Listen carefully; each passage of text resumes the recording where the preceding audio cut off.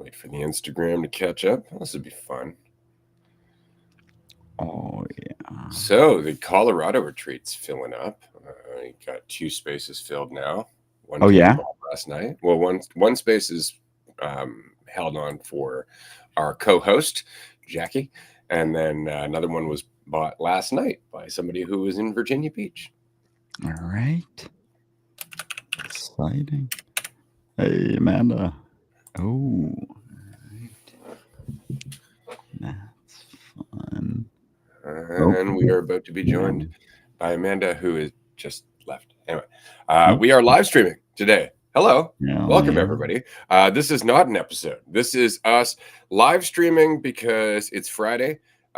We've been doing a lot of really cool shit lately. We want to talk about it, hang out, do that whole thing. This is quite the little thing we've got going here. It's kind of fun. Yeah, that's more or less it. We have a presentation that we'll talk about in a little bit regarding investing in Dualistic Unity and what we're up to and what it means and why it could benefit you or how it could benefit you if you want to be involved. But for now, we're just here, chilling out, shooting the shit. If you have any questions, feel free to ask. If you are one of the angry Christians that is currently bombarding my Instagram, welcome. It's nice to have you here. Feel free to ask questions. I am happy to answer them. That should be fun. Hello, Amanda. How you doing? I know this setup is kind of funny. Feels like a sandwich or something. I don't even know. It's like a cute, like the Brady Bunch, very much so. Dun dun dun dun dun dun dun dun dun dun dun dun dun dun dun. But yeah, there was something that you just said, and I was like, oh yeah, that's we can get into that. But oh yeah, Christianity stuff, religion, God talk. Yeah, like even just imagining for a second that like you were just kind of dropped on earth, like so many of those things are just passed down, looking around, what's everyone else doing, how's everyone else living, what's the most common thing that just gets built, and then it's like, how do I be most normal, how do I fit in the most? And it's like, what are most of the people doing? And most people believe in something, but it's it's pretty wild how it just reinforces all those thoughts. So yeah, we're gonna be here for a while, so great to see everyone. Appreciate some of you for tuning in. Feel free to ask any questions or share any thoughts, and yeah, otherwise we'll just keep. Otherwise, I'm going to start going off about Jesus. I'm going to pull up this video that it has everybody so worked up. God, I love this video. Well, I just wanted to say hi. Great to be here, and I'm ready to get into it. So bring it.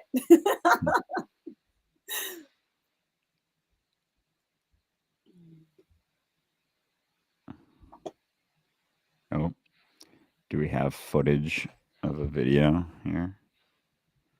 Cool. Incoming footage. Incoming. Beep, beep, beep.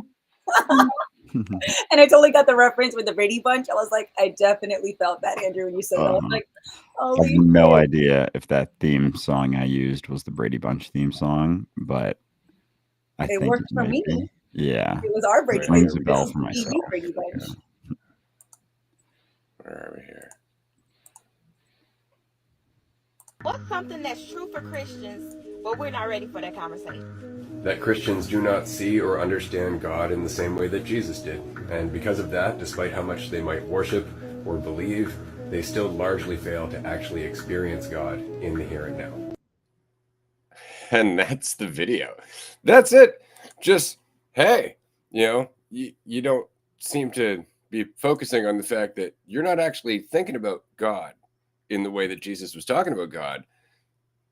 You're thinking about God in a way that's satisfying to you. And that's what I've been getting. It's like, how dare you? How dare you? And meanwhile, Jesus is like, question everything. It's just so funny. It's like, but he said God, therefore God.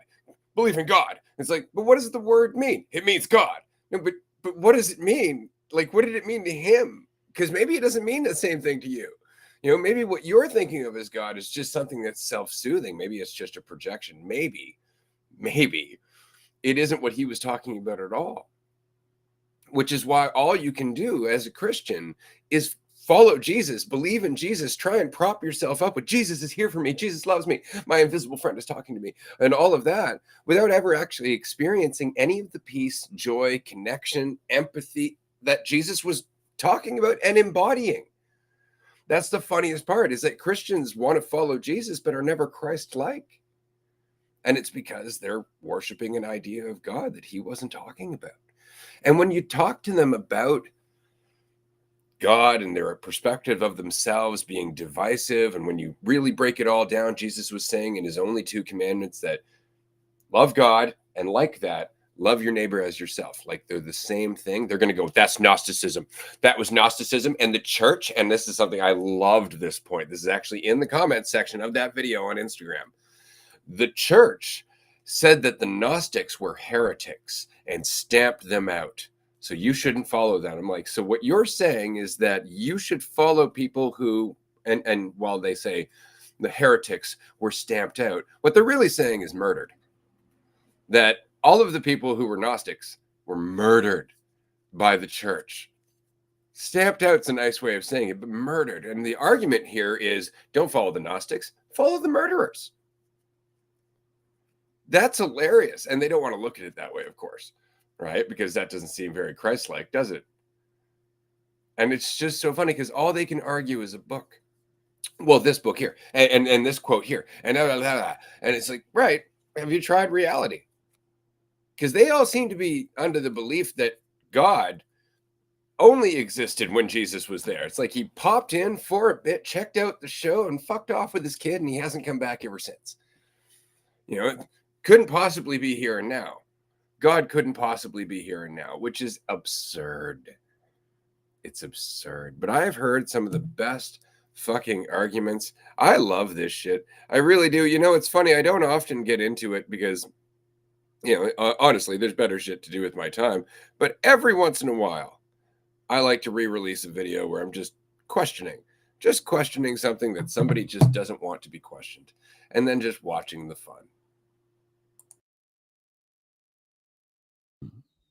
Because it can get very fun. The different ways that people take different things too, just like how personally someone will take something that they're already thinking about, or that, yeah, I mean, comes into conflict with how they're just personally thinking about themselves. And like, you know, with Jesus, that point that you don't even know exactly what he was referencing, and things have gotten so diluted, like the thought that it's the exact same image, even the exact same idea, even as someone else. I'm not saying that Jesus was obviously not referencing an image, but oh man. Yeah, and just the amount that we can delve into that to like try and try and prop ourselves up and make us feel better. It's really fascinating to see. But yeah, and just how quick, like with the, you know, Spanish Inquisition or something like that, or the stamping out, like why, when you look at all of that, and it's like, okay, why did it happen? And you ask someone about it, like people don't want to even look at those things. It's like, oh, that was just a sign of the times. It was part of the that component of history. It's just how people lived back then. It's like, that's what all of this is stemming from. Like, that's a big part of why there's, you know, a billion Christians or however many they are, is because they physically removed people and just use, similarly to the way any government uses violence, they used violence to push. And what exactly were they pushing? Just, you know, just an idea, just something to believe in, like a soothing, comforting thought, even, that just spins in circles round and round and round, week after week, you know, worshiping it. It's like, what exactly is being worshipped, and why, and where do you think that's even coming from? The belief from the thing you're worshiping to wanting to be worshiped. That sounds like insanely egotistical. So yeah, fun stuff. Oh my God, it blows my mind because I'll be talking with family members and they're like, well, praying in God is so important and having faith is so important. And it just never felt like they, I just didn't understand their version of faith because what it sounded like was that they were investing in some external being to pay attention for them, to show up for them, to be responsible for their choices, to make light of bad choices. And it just felt like they were just praying for someone to live the life that they wanted to live. And it never felt like they were actually having trust in themselves. Because when I hear the word faith, I think trust. I trust myself to, I just trust that things are what they are and I don't need to know exactly what that means, and I trust myself to just make the most of whatever is available. And that's what faith felt like to me. It didn't feel like I was praying for someone to make a better choice than I could or to clean up a mess that I had made. And that's what it felt like when I heard other family members and friends talking about their faith. And they would, for example, change a tire on the road because of a flat tire. They switch it out and be like, oh, thank God. And it's like, are you talking about you? Because I could have swore I saw you change that tire. I could have swore I saw you, making the most of the situation. I didn't think that I saw Jesus or God. And then it's like, oh, God, the power of God is in me. And it's like, okay, well, if that's the case, then still you're an expression of God. It wouldn't, that makes, or that would feel like you're closer to God than it being completely separate from you. But it's like, no, I'm not God, but yet God has the power to flow through me. It's like, well, are we fucking puppets? And God's just the puppeteer, then what am I worried about then? Then what am I scared of? If I'm just a puppet, then why should I be scared that the puppet's gonna go to hell? If it's not me and he's making better choices for me and he's cleaning up my messes, then what am I scared of this afterlife for? So it just doesn't feel like, if I take their logic all the way, it doesn't make sense to me. And then when I question them, they're like, oh, well, that's why you have to have faith. And it's like, no, I think that's a cop out. You're telling me that you have faith because you don't want to admit that your logic doesn't follow through. But it gives me a really good way to think about myself and judge you, which is really all it comes down to at the end of the day. It's I'm holding on to this fairy tale because it allows me to sit on this, this pedestal from time to time and look down on everybody else. It's really all it is. It's just justification for the same egotistical game I'd be playing otherwise. And here's a great one. So this person is very upset with me because, of course, I'm saying that, we're all God. That's what Jesus was saying. He's like, you know nothing about anybody. To assume that you do means that you think you're a God and you are not. And I said, we're all God. John 10:34, which says, is it not written in your scriptures that we're all gods? Kind of funny. Don't quote scripture to me if you don't understand the Bible and you do not believe in the word of God. More than likely, you misinterpret it and you do not read it in the Spirit. You're not changing my mind about Christ and who he is, what I believe in, and my faith in him. I believe in him wholeheartedly. I believe every word that he says is true, and there is nothing you can do to change that. There's an exclamation mark there. The only person you were trying to convince is yourself, and it takes more energy to try to convince yourself that he's not real than it is to actually believe, which is funny. You need to stop spreading this foolishness on the internet. You need to seek him for yourself. That is literally all the advice I have for you. Get a life in Christ. And what's funny there, it's like, it takes more energy to not believe in him than it does to believe in him. And it's like, nope, not even a little bit.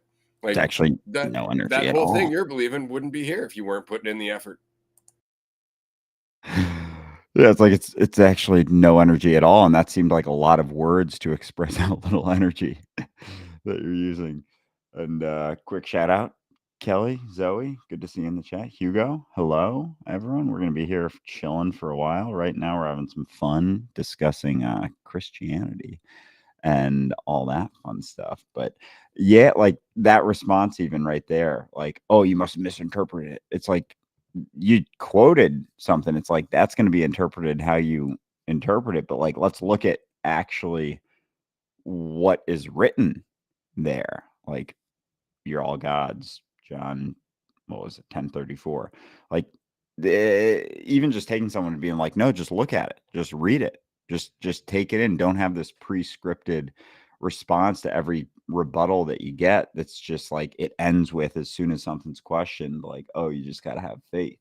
You got to have faith in what? Like faith in something else that's yeah, it's just me immediately disempowering too, as much as it can be used to, yeah, it's just a means of feeling better, you know, without having to do anything at all. And it's like that sort of drug of thought, you know, using it to feel good, like you're doing something well, despite it completely being made up and then validated by a bunch of people around you because they're doing it to feel better about themselves too. And it's just, yeah, it's like I haven't had that many discussions with, like, you know, really involved discussions with Christians and whatnot, but I just know, you know, my own sort of experience and what I've believed and just people I interact with too, like how little that's being held on to as well. Like it's not even a wholehearted, like most people are like, oh yeah, the Bible's more or less bullshit. That's more or less like, yeah, there's some whack stuff they do, but it's like that little bit, just that little bit, like, oh, I still think there's a God, so I have something to think about, so I can, yeah, think about myself too. They really do go hand in hand. Absolutely. It's interesting because everybody keeps saying to me, like, you need to try the word of God. You need to listen to Jesus. You need to bone up on the New Testament. And I'm like, reality, try some. You know, because it's like Jesus wasn't sitting there reading stories of Jesus. He was looking at reality. And if you're like, well, you know, he followed Judaism. No, he was raised in Judaism. And then he pissed everyone off. See, that's the funniest part about this, is that all he did was go, you know, all this scripture crap's kind of getting in the way. And all you priest fuckers are screwing everyone over. He actually says, I think it's in Matthew 23, he's like, you go around looking for people to convert and you make them twice as damned as you. Because you're following something you don't understand, and now they're following you. Right? And that's the point. But that's what Jesus was doing. He was walking around pissing people off. It's like people forget that. That's why they killed him. That's why they killed him. It's like he's threatening everything that is the balance of power here. So we're going to get somebody else to execute him. That was literally what happened to Jesus. And everybody was like, oh, everybody was happy with him. They all loved him. He was great. No, they didn't. He walked around challenging religion. He walked around challenging religion. He walked around challenging the belief structure that he was raised in and that everybody was following blindly around him. Why? Because reality is at the base of that belief structure. It's not in it. And the same is true for Christianity. Reality is the basis for all of this. Somebody actually left a comment on the first episode of Dualistic Unity on YouTube yesterday. If you haven't checked out the Dualistic Unity podcast yet, please do. And their question was, is this like Buddhism? And I wrote back, I'm like, this is what Buddhism's based on. You know, because that's the point. Like, we keep trying to refer to different religions, different teachings, different spiritual paths like they matter. Like they matter, and they don't, because they're all based on the experience of being here. On the experience of genuinely being here with clarity. And then they're like, okay, and here's how you get there. Not realizing by telling you how to get there, they're making it harder for you to do so. Because the only way to get there is through surrendering to yourself. And there is no path that somebody else can lead you down that brings you to yourself until you leave them behind. It's the whole point. How did Judaism start? I don't really just. Actually, Judaism and Christianity and Islam all kind of started with the same dude, Abraham. They're all Abrahamic religions, right? And it was all just one guy who's like, I've communicated with God, and we are God's chosen people. And a lot of stuff came from that. Now, that's not to say that there's not some great stuff in the Old Testament. There's some really solid stories, but they're stories about a relationship with yourself. And they masquerade, especially under Christianity and Islam, as stories about a judgmental goddamn God.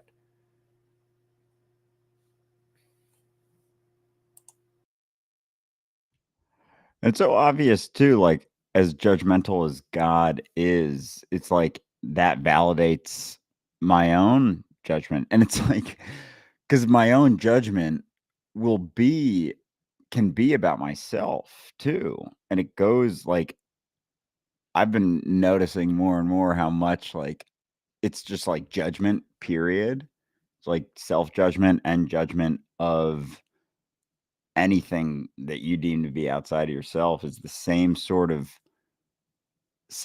process of like assuming something shouldn't be the way it is. And it's like such a basic thing. And I know this is like veering a little bit from the Christianity discussion, but yeah, like as long as you want to do that, you're gonna like it's such a simple thing to just be like, oh, just believe in something to tell you that it's okay, that is, and believing in something that is judgmental. Like, what a brutal thing to do just so you can continue to be judgmental yourself.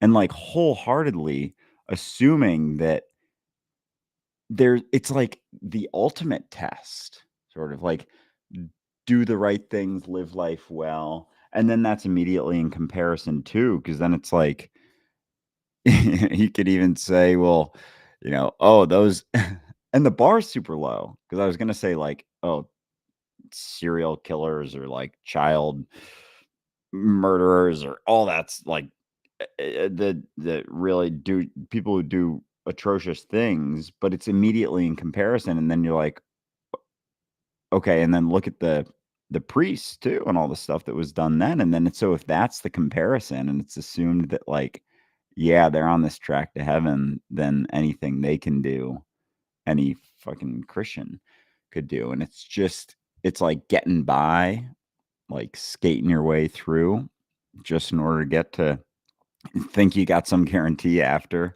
you know, after you die. And I think that's a lot of what people hold on to. It's just some certainty for ultimate uncertainty, but also constant judgment, like by default, believing believing in something at all. Yeah, to maintain yourself and to maintain the validation of your own judgments or your ability to do so, at least. Feels like a Yeah. lot of it's just about feeling better. um, in the comments, somebody put, it's wild to me how many people still follow religions. And a part of me agrees with that, but another part is like, but it's very understandable. It's a way to feel better.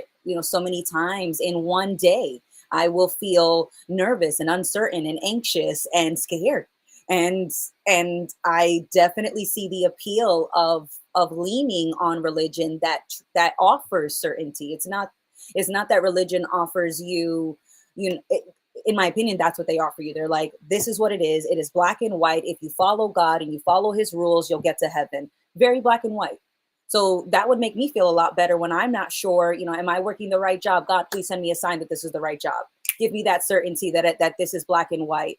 I'm not sure. I'm having a tough time in my marriage. I'm having a tough time with my friends. God, please give me a sign. Please give me the strength to. It's like, you're asking for someone to give you that certainty in those moments when you're feeling uncertain, but religion can't give you that certainty because it's not black and white. Life is uncertain, but in that uncertainty is everything that is spontaneous and surprising and delightful and challenging and exciting. Because if everything was just black and white, if I follow these rules, I'm guaranteed a spot into heaven, and when I get to heaven, my life will be perfect. Well, why do you need life to be perfect? Are you looking for nonstop experience of always getting your way, never feeling scared, never feeling doubt, never feeling insecurity? And that's what you're looking for? That's the ideal scenario for you, is to die and then finally live the life that you think is worth living? That just seems like you're shorting yourself from this experience that, yes, is uncertain, but in that uncertainty is the surprise, a delightful surprise, and surprises that don't always feel pleasant. But I think it's the fact that you don't know that makes the surprise just feel like magical and special and wonderful. And so I'm not waiting to die to live a life that I think is worthwhile. I'm making my life now worthwhile. Yeah, well said. Even the thought of like, oh, I'm going to, what am I doing on Sunday? I'm going to church in the morning. Like even thoughts like that, like having some guarantee of like, oh yeah, that's just a part of constant schedule and like it's going to be there each and every time. And then you wonder why are you going exactly? And you really like sink in to that. Like, why are you going on Sunday? Well, I want to feel better. Like I want to feel like I'm doing the right thing. It's the right thing to do. It's the right way to live life. And it kind of, you just jump into like, this is the blueprint that I'm buying into. Like, this is the way of living that I've chosen. And then I'm just going to do it the right way. And it's like choosing something else instead of, yeah, letting go of there being a right way. And yeah, like the experience, like the whole time being afraid, like being afraid and not willing to admit you're afraid because you can just pile enough on top of it. And yeah, it's like to soothe fear, but also like very much maintain it, which causes you to want to maintain it is like the fear is why it's being maintained. Why else would you maintain that belief, Yeah. Well, that's exactly why. This is a conversation I'm actually having right now. All right. So their comment was a lot of big words to say, I reject God and the gospel. To which my response was, all your belief says is that you reject reality or God. Are you sure enough to bet eternity on your reality? I shit you not. This is literally the comment. So I responded, you're really scared not to have Sky Daddy to protect you. I'm not scared of anything. You should be the one worried about what happens when we die. He's not afraid, obviously, but I should be terrified of the thing he's not afraid of. Isn't that fucking funny? I'm not afraid. You're afraid. You should be afraid. It's like, of what? What I'm afraid of. Hold on. Shit. It's just so funny. But this is, are you sure enough to bet eternity on your reality? And it was in quotes. I shit you not, reality's in quotes. It says everything you need to. And it's because nobody here in the present moment is telling me a bedtime story that makes me feel better. I'm not going to bet on that lack of bedtime story. That's what he's saying. He's like, I need a good story to bet on. I need to make it believable. And that's exactly what they're looking for. That's why they cling together in numbers of huddled, fucking scared people, just looking for validation from one another. I'm holy, you're holy too. We got to be holy. We're holier than that person because we believe the right thing. And it's so fucking sad at the end of the day because there's no faith in it whatsoever. It's all false certainty. And the reality of it is that you don't know any of that and you're left here. But if you're willing to actually explore what it is to be here, you start to recognize that not only are you here, you literally are here and now. Couldn't exist without you. Here and now, the experience of you, the experience of experience, couldn't exist without the observer to be here experiencing it. And that's you.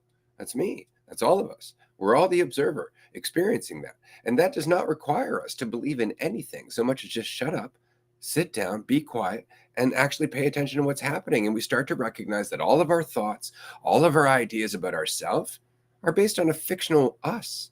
It's based on a fictional me that's separate from everyone else. But when I let go of those concepts, I'm no longer separate. I can't be.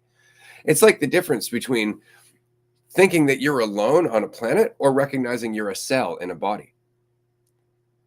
And the thing about that is that it's not like the cell has its own specific intelligence in the body. The cell is a reflection of the body's whole intelligence with a certain form and function. So this is what we mean by you are God. Not that you are part of God. You're not an extension of God. You are all of God, all of it, in your specific form and function. And we're all part of you. But everything else is just a divisive concept. See, and even when I say that you are all of God, that's all just concept. What you are is all of what is. You are what is. We are what is. There's no division there. That's why, again, the whole Jesus thing.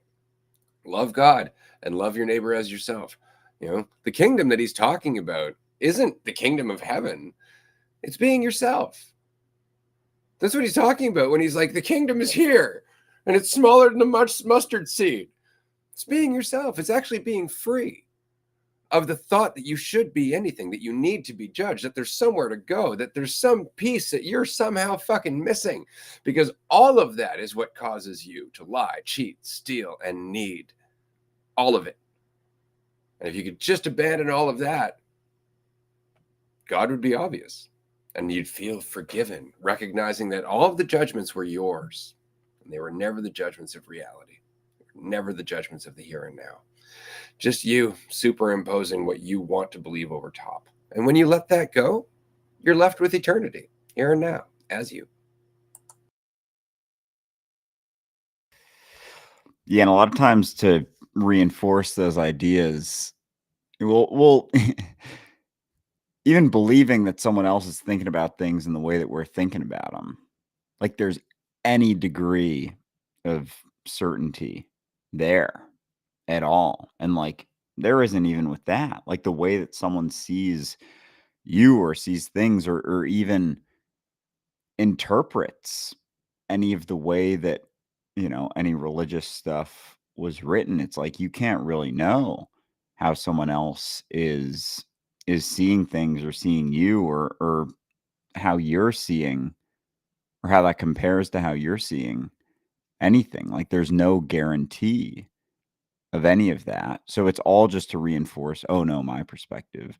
And then it's become almost a thing where it's like I almost not appreciated actually, because it's like really fucked up, but like how steadfast in belief people were. Like I'm not saying that the shift hasn't been great, that people are less steadfast, but now it's at a point that it's just kind of to maintain me as opposed to, there was, wars over which belief was correct. Like there was some conviction behind it, whereas now it's just like, well, everyone can believe what they want to believe, and there's no sort of backing to it at all. It's just like, this is my thing, and I believe that I'm getting to this spot afterwards. That religion believes that thing, and they're totally cool to believe that. And it's really just getting clearer and clearer that it's all just in silo. It's not like I actually think this. It's just this makes me feel better to believe it, and therefore I'm going to hold on to this. And anyone who questions me immediately, again, you're immediately at conflict as soon as anyone even asks like basic questions. And that right there, like to be frustrated or annoyed or angry at someone for bringing up a question or bringing up a point that maybe contradicts something that you're believing in, like right now, that's the consequence.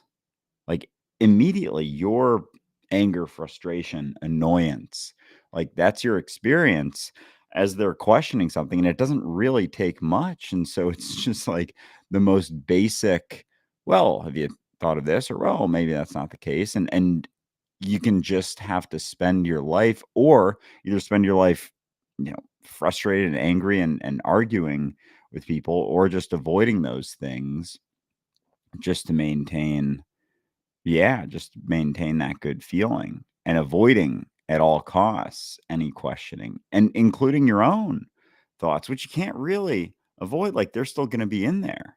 Those thoughts that you have about, well, I don't really know if this is the case, but I'm just going to hold on to this so that when I think about it, I can feel good. And when I think about this thing, I can feel better, as opposed to sitting with, whatever feelings there when you're like, well, maybe I don't know. Maybe I don't know that. Maybe I don't know that. Cause that's where so much more of the freedom is. Cause it's so much tied to the way we think about ourselves too. And it's just another way, to reinforce me, like I'm this which reinforces I'm this type of person, which reinforces that I do these types of things or say these types of things. And it's always, trying to keep yourself under control, like maintaining a perspective so that you can act in a way that you approve of, but then immediately, and it's like, if you don't, then you're going to judge yourself. Or if you do, then by default, you're going to have to judge other people if you do approve of yourself, because it's like, I won't judge that, but then anyone who's acting any other way, I'm going to judge that. But yeah, without either, then there isn't that additional weight of like needing to even keep yourself under control or maintain some perspective. And that goes in a lot of different directions, the ways that we try and keep ourselves under control or do the right thing or live the right way. Even something like being nice or wanting to be liked, like that one has caught me up in a lot of different ways. I didn't even realize how much, like, yeah, in response to interactions, it's like, well, I want to be liked. And even talking, like ranting about how fucking ridiculous Christianity is sometimes feels a little bit uncomfortable, because I'm like, well, this is going to make other people uncomfortable. It's like, wait a second. Whoa, why is that the thing that would hold me back? And in that, it's like, you feel way more tied up, way more stressed and tense versus not. It's like, I don't know how it's going to be looked at. I don't know if there's someone who's feeling in the thick of it and, tuning into this. Maybe they have like oh, wow, that's maybe actually a decent point. Haven't thought about that. It's just like, you can focus on one side versus the importance of just pointing out the fucking absurdity of like just believing in that, and just, yeah. So anyway.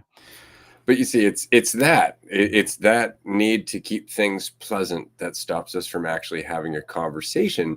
And then what's worse is that we actually just start defending pleasantry like it's its own kind of God. This is happening in its own way right now. So there's been this person on Instagram. Where is it? Why not allow people to be who they want to be and be inspired by who they want to be inspired by? Just let people be. Why are we so consumed with what other people believe in and don't believe in? How does that affect us? I don't care if people believe in religions or not. It's none of my business. Let people be without. Now, these are multiple comments. I just want you to know. Let people be without judgment about why. Without judgment, why be concerned about what they believe in and what they don't believe in? Why are we questioning other people unless you intend on letting them affect you? What do you think you're doing right now? Like that. What do you like? You're literally doing the thing that you're telling us that we shouldn't be doing. What are you doing right now except engaging in a conversation? And am I letting that bother me? No. Why? Because I don't have anything to defend. In fact, I'm very happy to have a conversation about whatever I might be holding on to so I can grow as a person. What are you advocating for here? Allowing people to just huddle in little masses where they don't grow, but they can affect everybody around them? You're like, how do people's beliefs affect us? Oh, I don't know. Talk to the indigenous of North America. How did people's belief affect them? How about you talk to the Supreme Court? How about you talk to half the American people who think it's a Christian nation? How do our beliefs affect one another? Get your head out of your ass. And instead of getting offended, oh my God, somebody's having a conversation that might make somebody else upset. You're doing it right now. You're getting upset and we're growing from it. Are you going to pull away just because it's unpleasant? That's the point. If that's the case, good luck. Might as well just live in a bubble, because it's not the conversation that's upsetting you. It's your ego.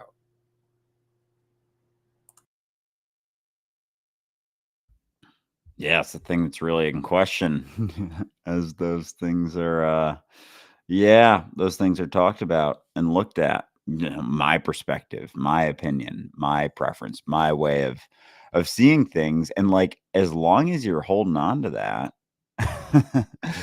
you're going to be at conflict with reality. And so it's not just, that thought of like, oh, letting go of identity and like all the things that make that up. It's like, yeah, that's a component of it, but a big component is the moment to moment opinion and preference and response. in the immediacy, because then it's like, your response to whatever you're feeling, whatever situation you're in, or whatever you're going through, like that immediate response is your life. Like that's reality right there, your response in the immediacy. And so if there can be a lot almost built on top of that, or reasons that you have certain responses, but as those get, looked at and you're more honest about that, then there is the freedom to have different responses to different things. But it's almost like if you're looking to something else to tell you how to live, or the right way to live, then having a response to something is more dictated by that.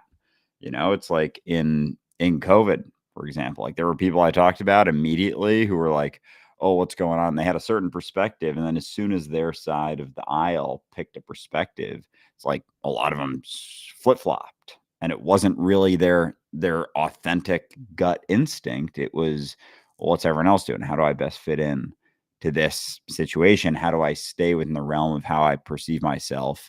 And if I view myself as, Democrat or Republican or conservative or liberal, then I'm going to do this thing. And it's almost like putting the cart before the horse in what we do and what we believe, and like how many people have shifted as the church has shifted too. Like the church has gotten, in some ways, I mean, Catholicism, like I say this kind of tongue in cheek, but like a little bit more relaxed with a couple of their perspectives here and there. And everyone else was like, because it got swayed almost by people's perspectives, I think. And so, yeah, I totally lost my train of thought. So I'm going to stop.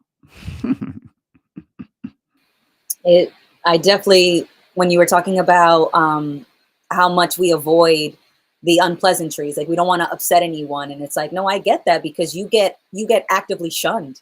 You get actively, there's a negative ripple that happens when you don't go with the herd. And we don't forget that, that happens when you're in grade school. If you're not vibing with the whole class, you won't be playing with everyone. And so you don't forget that. You don't want to be the only one out. You want to be accepted. You want to be included. You want to be connected. And so it's understandable why we don't want to ruffle feathers. But if all it takes is for me to make one comment, or to ask one question, and you don't want to ever talk to me again, or you feel like I am attacking you, then how fragile is our relationship to begin with? Because it seems like it doesn't take much to rattle it. And why is that? Why is that the case? If we're friends, if we're family members, if we're in the community, it seems like it makes sense that we should be able to disagree without there being conflict. And that's what I was talking with my friends the other day, was just that we don't have to agree. In fact, I appreciate that we don't agree, because when we don't agree, we get an opportunity to look at something from different angles. But when I think about my religious upbringing, I was told that I have original sin. So it's like I was told from day one that I'm in a debt to God, that there is something that I am missing something, that something is wrong with me, and that I have to make up for it. And so that just feels like, what a fucking setup. So you're telling me that I was born, I didn't quote unquote ask to be born. I get here and I'm already in the hole. What the fuck, man? Like, are you kidding me? And this is the loving, compassionate, this God that knows everything. And so he's the one that made me to be in a debt. How generous of you, Does that not seem like good management to you? That doesn't seem like a strong operating procedure that would be kind of like worked on by an all-seeing, all-knowing deity with supreme intelligence. That doesn't seem like it. I mean, it seems like what you'd expect to find at a fucking Walmart. But that said, I figured I'd play one more video that's upsetting a bunch of Christians because it's fun. So this is a great question. I think that Jesus saw God in the same way that numerous other people have seen and recognized the experience of God, which is to say that there is no God, that God is an idea, it's a concept, that everybody who has ever tried to communicate the experience of God has been communicating the experience of self without the distortion of their identity in the way, which is why religion tends to focus on humility and faith, or at least that's what it communicates. And that's a way of getting out of the way and recognizing that you are the awareness of reality itself, expressed in infinite variations from moment to moment, and that awareness and existence is the same thing. The Alpha and the Omega, the beginning and the end, is now. And so Jesus tried to communicate that in the best way that he could, but it's important to recognize that Jesus was the same awareness that you are in fact Jesus, and that it's important to not deify Jesus any more than you would anybody else. That in recognizing that when he said, I am the way, the truth, and the life, he was talking about you. And that seems like a really reasonable video. And it's Right up just until like, I'm like, you are Jesus. well, yeah, I guess, I mean, to my perspective right now, and like, you know, having looked at some, I guess, yeah, when it's as basic as just needing to maintain, it's just maintaining him as like this on a pedestal versus being on the ground, because then you get to maintain whatever perspective you have of yourself. And like, and not even if it's like one you like, it's just a component of like a, you know, positive side of viewing yourself, because it's not even like viewing yourself as religious is all you're viewing yourself as. It's a component of it. And it's almost like, I don't know, is the whole perspective of me just like differing ways to counteract different perspectives. Like, feel good about myself because I'm religious and that's doing the right thing. Feel bad about myself because of this sort of thing that I don't love about myself, or this habit or this tendency. Judge myself for this, and then judge myself for doing this, but in a positive way. Like, judge myself for being religious, but like in a good way, because it's still thinking about myself. So it's like, thinking about myself, there's going to be judgment there. And so it's just like a fuckload of things. They're just like to counteract each other, and religion's one of them. And so you start stripping away some of those ways that you use to, you know, feel good. It's like you're left with the ways that the reasons that you were trying to feel good. And, you know, it's the entire perspective. And yeah, so it's like you can really build a lot on top that just chips away at your awareness, sensitivity, like the reality of your experience. As much as it's like feeling good, holding on to certain things, like, oh, doing the right thing because I'm religious, and just looking around at everyone else, and only because everyone else is doing it. Like, nothing about the actual experience of it makes you feel good. It's like you sit on a wooden pew and sit on your knees for fucking an hour. It's like, what's the reality of that experience? You're listening to a guy drone on about just reading the same thing that you heard a variation of last week. And like, sometimes it's kind of exciting. They'll give a homily. It depends on the person and, you know, where they're at, but it's just listening to someone that makes you feel good, like you're doing the right thing. And it's just that. It's like, as much as, yeah, there's some parts of church that like you might take in or something, but like most of that experience is just, no, this is the right thing to do. And it's just like a balancing act of all these different perspectives that aren't like other things you're judging yourself for, that you don't even realize or remember that you build on top of it. It's just another way to, yeah, think about yourself.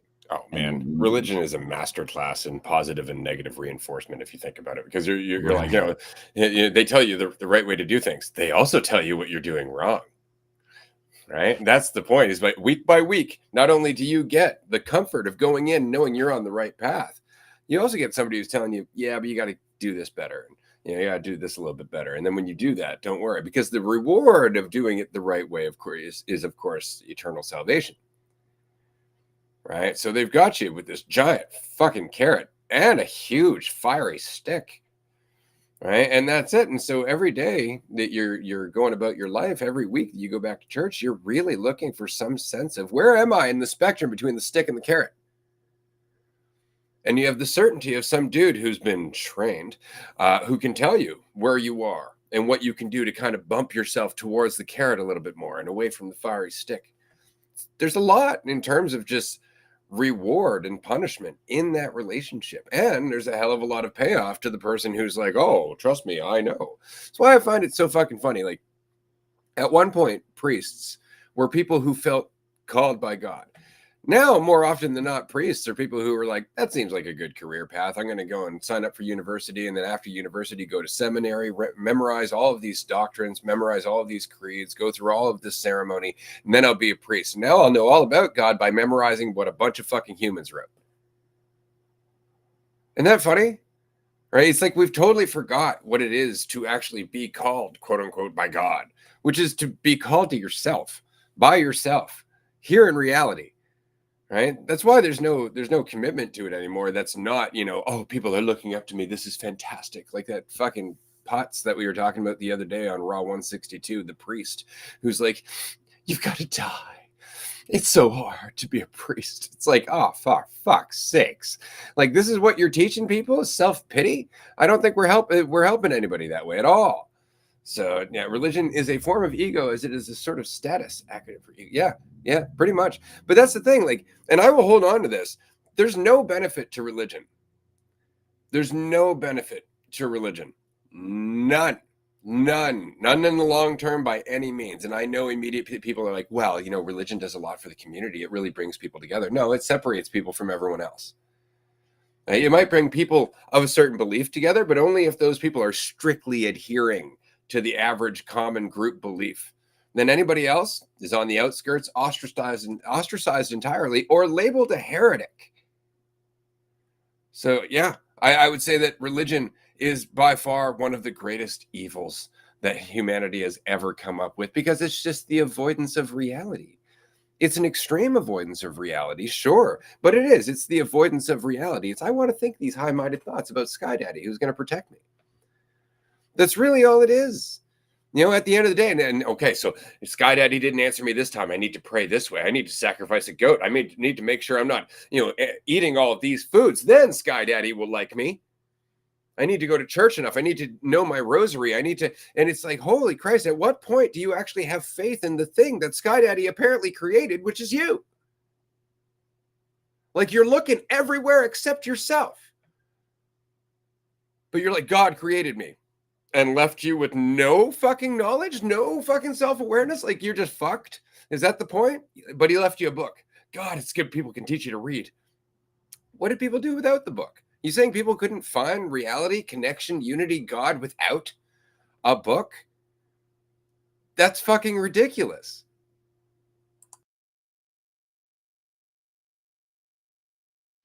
Oh, yeah, definitely. It feels a little bit insulting that without this book, without religion, I would be this person who would have no ability to treat people with consideration, that without being taught how to be a good person, I'm just this savage. And I'm like, that makes no sense, because children don't know the Bible from back to forth, right? From the beginning to the end, right? And somehow children know how to interact with each other. They know how to pay attention. They know how to gauge what's happening, and they don't know the Bible from front to back. So is that just a one-off? As soon as you turn 18, that's it. If you don't know the Bible, you're all of a sudden just going to be murdering and stealing and lying. And it's like, yeah, but there are plenty of religious people that I know that do all of those things. So it's not like because I learned the Bible, because I'm a devout, whatever it is, regardless of what the classification, because I'm a devout believer, I no longer lie. I no longer have doubt, and I no longer murder and do any of these things. Like, those things are still on the table. And whether or not religion is there, so is the option to not do those things. And when we think about how Christianity viewed the Native Americans when they got here, they called them savages. But those Native American tribes were paying attention to their environment, were paying attention to each other, were living in harmony with their environment. And yet us, the more civilized and religious group, we are ravaging the country and the globe, putting ourselves in the brink of extinction. But yet we're the ones who have it figured out. We're the ones who know what's best. And I'm like, do you not see? No, you could not, because you have your head so far up your ass that all you can see is you. All you can see is everything that you're believing. You're not paying attention to the people around you, not unless those people are worthy of your attention. And those people are usually the ones that just do a circle jerk with you, that just tell you, yep, you've got it, I've got it, we've got this figured out. And it's like, I appreciate when someone's like, you know what, I just have no idea, and I'm doing my best. And I don't really know if this is the best choice. And I love the way that someone phrased this earlier, where they were like, it's not about, for them, they said this, they're like, for me, it's not about making the right choice. It's about making every choice right. Because you're never going to know if something is perfect. You're never going to know if this is the best thing for you or the best thing for someone else, but you're learning, you're adapting, you're pivoting. You know, you quit a job, and I've done this. I've quit a job without another job, and I thought that that was the craziest thing that I could have done, but it ended up leading to something else. And to my peers, that's crazy, Amanda. People, you don't quit a job unless you have another job. And it's like, yeah, but I just did it, and it worked out, and I'm not living under a bridge. And even if I was living under a bridge, like, we pivot from that. Like, it's not that religion gives you this certainty, but they certainly promise you a guarantee. If you do this, you will get this. You will have peace. And when someone asks me, are you willing to bet eternity? It's like, are you willing to bet the whole life that you're living right now? Because I don't know what's going to happen when I pass away. I don't know what's going to happen in this eternity, this eternal afterlife, but I do know that I have an entire life right now, and I'm not willing to give that up or to think that that is just a means to an end. My life is not a means to an end. My life is the entire process, and there's no destination to get to, because my life is here right now, and what I do right now makes the most impact. Not what I'm doing now will lead to something better later. It's like, no, what am I doing now? And am I scared and terrified in a corner clutching to a book? Or am I actually trusting myself to stand on my own 2 feet, to figure out what step I'm on, not worried about what step is next? And religion to me just promises a false guarantee. And I'm not looking for false promises. And in fact, when I'm in my friendships and in relationships now, anytime someone does try to make a promise, oh, I'll promise, I'll call, I'm like, I don't need the promise. You know what? I'm glad that we're hanging out right now. I'm happy that we're in communication right now. I don't need you to promise me tomorrow or 50 years from now you'll love me, or 50 years from now you'll be my friend. Are you my friend now? Are you paying? Are you with me in the room right now? Because that matters more to me than a promise about what you'll do in 50 years, or a promise of what will happen to me when I'm passed away and I'm not here anymore. That just doesn't have the same appeal that it used to, because now matters more than afterlife. Oh yeah, and that's such a massive shift. I'll take that. Don't mind him. I just posted something for Andrew, because again, the reason that we're doing this today is that we are actually looking for investors in Dualistic Unity for the first time since we started 2.5 years ago. We're a spectacular podcast. Let's not beat around the bush. At the end of the day, we're in the top 1.5% of global podcasts. We have a massive audience that is highly engaged. We have a very active Discord. We have a Patreon following, and we are now opening ourselves up to advertisers on the podcast. So it's an exciting time for Dualistic Unity, and that's more or less what we are here to chat about later on today. Right now, we've just been kind of riffing about the needed change in our discussion about reality, about spirituality and religion, and what the hell this is all, because we've just kind of fallen into this world of make-believe. Like, we've really fallen into this game of pretend. And then everybody grows up going, which game of pretend do I play? And that discussion needs to change. But if everybody's wondering why Andrew hesitated there, it's because I sent him a link to somebody who is interested in our investor presentation. And it's very exciting because the guy is well connected and in the cannabis industry and so on and so forth. Because we want to encourage cannabis. We want to encourage the mentality that goes with cannabis, self-awareness. We want to encourage responsibility. There is so much that we want to do with Dualistic Unity. It's just that we've never in any way thought about it as something that's centered around profit. And so we've always just focused on the message. Now we know exactly what our model is and how profitable it is, and we know that it can be scaled. And so for anybody who's interested, you can actually check out the details at dualisticunity.com/invest. I'm going to throw that link up here on the screen. It's right there down at the bottom here. Let me make that bigger just so it's easier to scan. Come on, get bigger. There it is. All right. And so if you'd like to check that out, there's a presentation there. It's a short slideshow, and it kind of tells you what we've been doing, where we stand, our audience size, our profitability, and what it is we plan to do moving forward. And of course, if you're interested, we would love to have you as part of our team. That's about it, though. I'm going to stop rambling about that and let Andrew continue on. brief intermission to mention the investment presentation and how there's a lot of information there and a lot of exciting information. We got a lot going on in the works. It's fucking dope. And for the time being, we're just gonna keep chatting and being ourselves without so much of a direction, because that's entirely unnecessary. Similarly, not similarly to the way that Christianity really gives you that sense of long-term direction. And like, ooh, man, like that thought of even just like not being able to know with any certainty like what's coming next ever. You know, the which that the Jesus, one of Jesus's quotes, be like a servant waiting for their master to arrive in the night. Is that Jesus? Is that old JC? Yeah. Like that, I really got the feeling of that, just like being, you know, not knowing what's next, not knowing what's to come, not knowing even what I'm going to be as I go.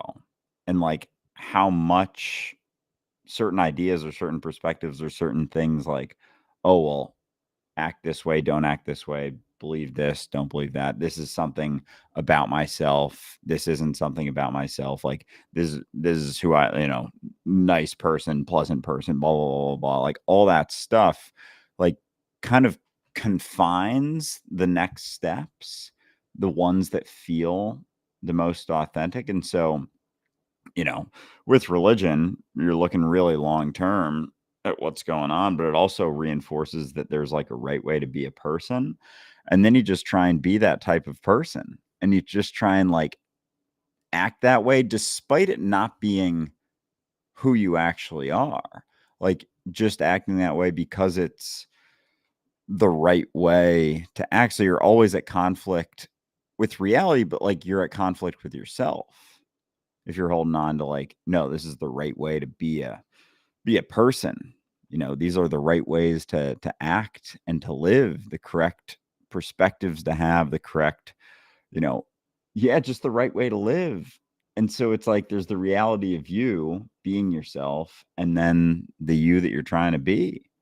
And like that fits in, that follows, you know, that is normal, that does and talks about and looks at and focuses on and studies and discusses like all the things that are the right things to focus on, with some variations within it, but it's still like within these walls that don't actually, like all of those societal walls don't actually exist. Like even in specifically like how to be a certain type of person, like you have no idea how someone's going to take something that you do. Like it's so, like our experience is so like there's a sense that's so alone. Like all I know is my perspective, which isn't it, but it can blind you. It can blind you so much from like what's actually happening, just because you've gotten comfortable with certain perspectives. And yeah, it creates like conflict immediately with everything around you, just because it's like I'm trying to maintain a perspective of myself, a perspective of the right way to act or live. But it's like you're going to be the only one. Like being religious, as much as there's been detrimental, like violent, you know, issues and like responses to just ways that it's been enacted over the years, religion's been violent. That's what I'm trying to say. It's like it's also internally violent to yourself, like because it's putting it, oh, I had a point there, I kind of forgot what it was, but yeah, it's just putting you at odds with reality. So if you're a conflict with what's going on right now, trying to be something, it's like you're the one who's going to suffer for that. It's not really about anyone That's else. why Christians feel persecuted. That's why. Persecuting Like that's their themselves. whole problem. It's like, why is everybody judging me for being a Christian? All I'm doing is trying to slap them in the face with my belief. You know, that's really all I'm doing is just, this is why I think one of my favorite expressions that I hear, and I hear it all the time from Christians who get upset by my videos, is I'll pray for you. Let's be honest, you're praying for you because you're doubtful. And so you're like, oh my God, he shook me. I got to sit here and reinvest in the story. Oh, the story's going to save me from the scary man. That's really it is. I'm going to pray for you. Because, you know, if I'm not praying for you, then I got to sit here doubting that I'm talking to anybody at all. So just let me go back and talk to my invisible friend until I believe he's real again. And then I'll come back feeling confident that my invisible friend has my back. And that's the funniest part. Because what they're really saying is, you know, I'll pray for you. For what? For like, I'm fine. I'm doing great. So you're really just praying that I believe the same nonsense you believe. And that's the funniest part. They're like, I pray you find Jesus. I pray you find the gospel. It's like, but you're fucking miserable and easily threatened. Why would I want to do that? Like, you're not exactly selling the positives of being a believer when you are sitting there easily threatened by somebody who just doesn't believe. And it seems like a terribly fragile way to live, but you're like, try it. It's great. It's like, it's not, obviously, because you're pissed right the fuck off that I'm just not participating. That's the point. Like, you'll know the tree by its fruit. Somebody that you read about says that. You know, it's in the fucking Bible. You'll know the tree by its fruit. So if you can't stop judging yourself and you can't stop judging everyone else and you feel disconnected, you feel like you're not enough, you feel like you've got to follow a path specifically dictated by somebody you've never met on blind faith alone and you're terrified, that's the fruit. Stop watering that tree. But you keep watering the tree, thinking it's going to save you from the fruit that the tree produces. Religion produces doubt. It offers false certainty and perpetuates fear. That is the fruit. It's bitter and poison.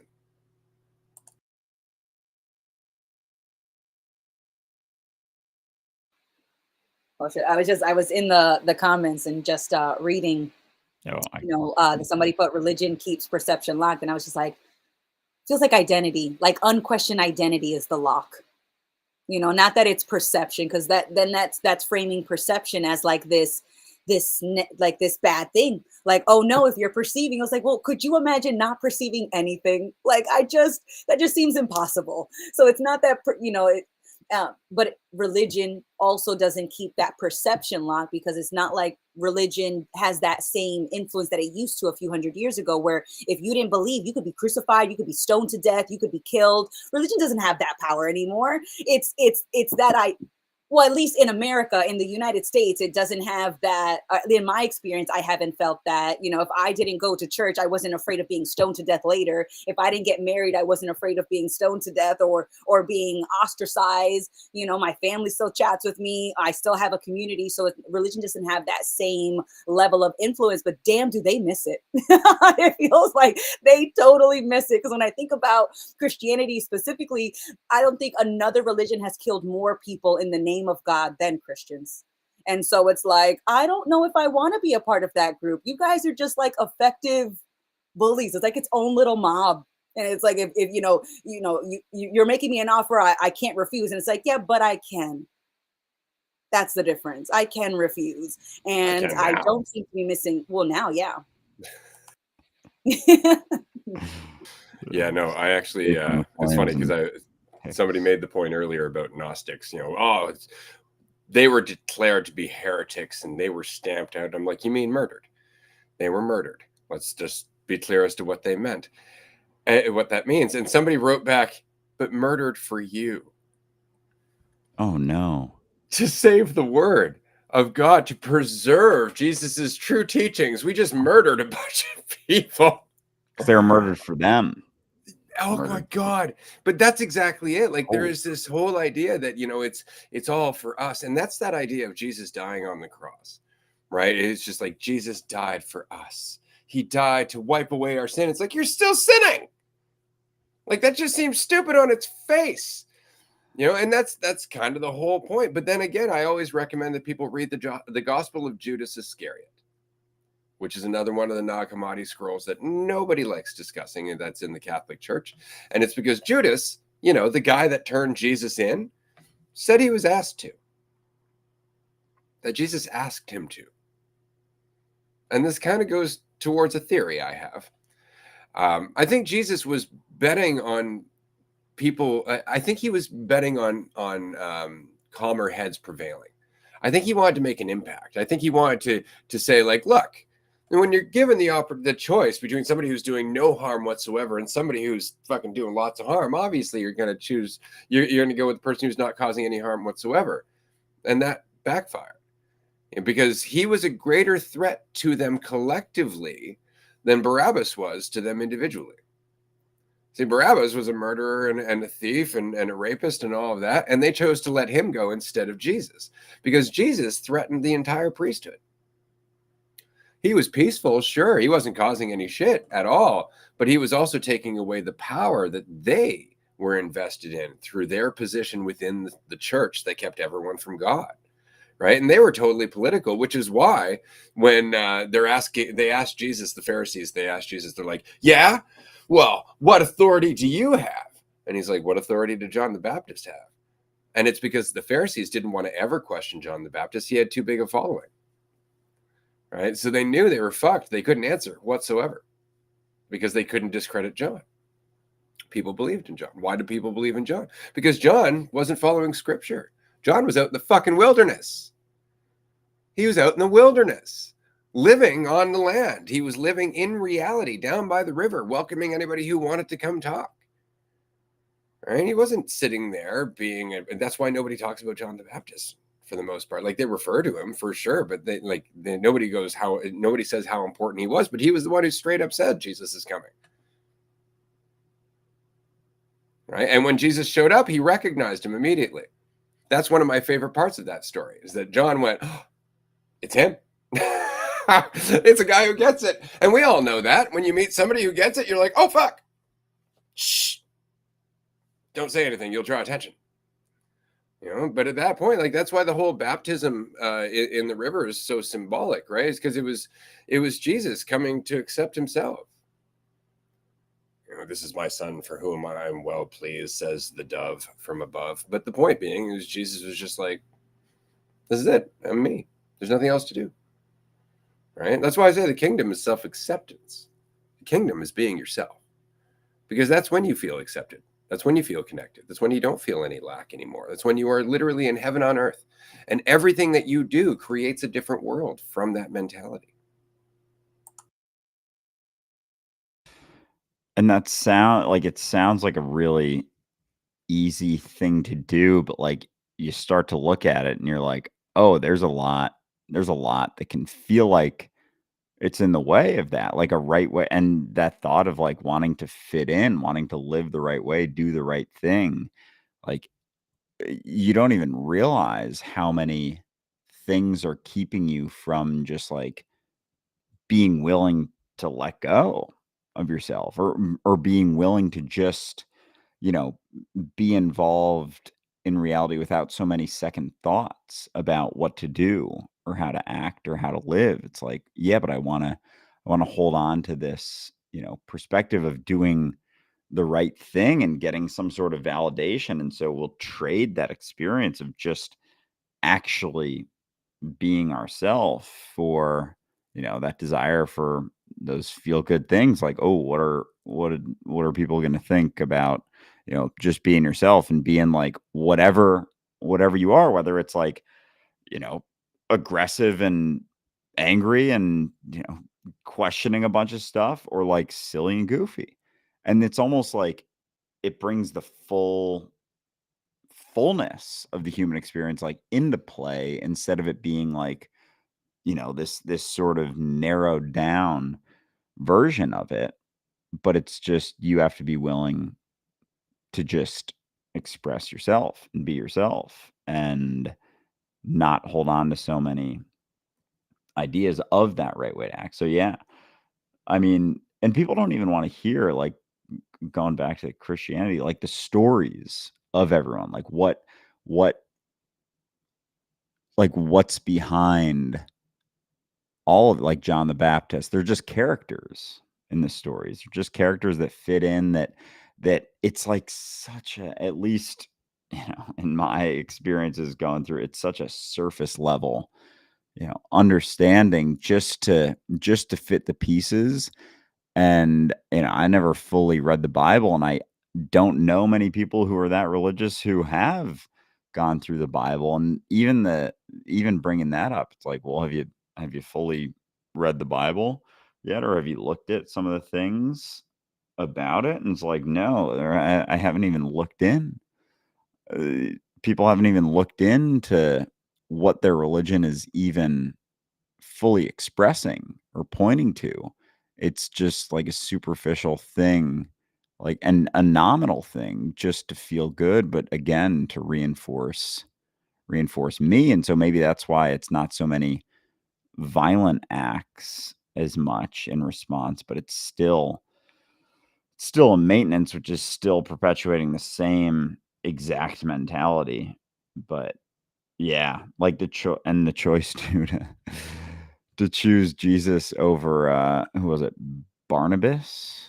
Barabbas. Barabbas. Like, it makes sense. And that, like, just looking at that like Jesus got killed on a cross. Like, you're in the world right now, like, prioritizing feeling good and comfortable and pleasant all the time. It's like, whatever Jesus was actually saying, like, he was clearly making a lot of people very uncomfortable. And so to think that it was just like this pleasant belief sort of thing, no, it was digging into everything, both sides of, like, self-judgment, but also everything that makes someone feel better about themselves in silo, as opposed to actually being in reality, actually, being involved in what's going on. So, yeah, but it's like people don't even want to look at the reality of, like, Jesus's life and how he lived, as opposed to just, what he said and believing. Yeah, it's just like, just believing in him, like, even just believe he's real by the end of my life and therefore go to heaven. It's like, it's just gotten so incredibly superficial. Yeah, but just believe he's real. Don't pay attention to what he was saying. No. Like, that's really it. Like, just believe he's real. Don't actually pay attention, which is kind of the scary part. Like, here's one right here. And I always get this because I'm like, Jesus never once said that he was the only child of God. Never once. Never once. And everybody always goes, John 3:16, which is, and for God so loved the world that he gave his only begotten son. Jesus wasn't talking at 3:16. Like, if you read it, he's talking right up to 3:16. And then the quotation mark ends. He's not talking. All of a sudden, he's not like, and God so loved the world that he gave his only begotten. Why would he suddenly start speaking in third person? Like, it's a weird thing. All of a sudden to be talking about yourself as the only begotten son. You could be just like, and God loved you all so much, he sent me. Right? Like, it didn't have to sound that fucking weird. And it's because he didn't write it. But neither did John. It's kind of the whole point. People don't remember this, but Matthew, Mark, Luke, and John were not written by Matthew, Mark, Luke, or John. These were not written by these people. These are collected stories under the name of these people that were basically put together a couple hundred years after the fact. And what's worse, many of them are not the people you think they are. Like, for example, the Revelation of John. You might think to yourself, well, it's obviously John the Apostle. Wrong. It's got to be John the Baptist. Wrong. It's not either of those things. It was a fucking tax collector who started following Jesus like 100 years after the fact. Dude never met Christ.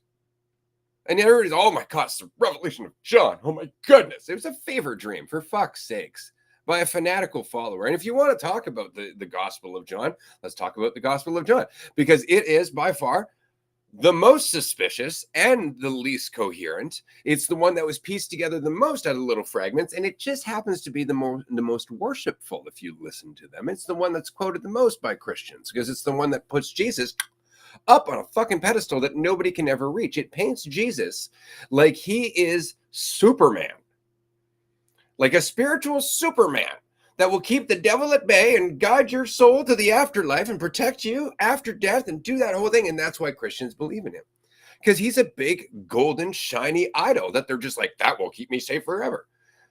And that's the opposite of faith. It's the opposite of faith. It's false certainty. It's another golden idol.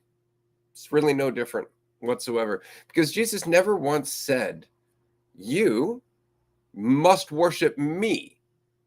What he said was, there's 2 commandments. 2. Just 2. 2. He's not neither of them. I'd like to remind everybody. There's 2. Love God, and like that, love your neighbor as yourself. Jesus ain't in there. Okay, they actually asked him, out of all the commandments, what's the most important?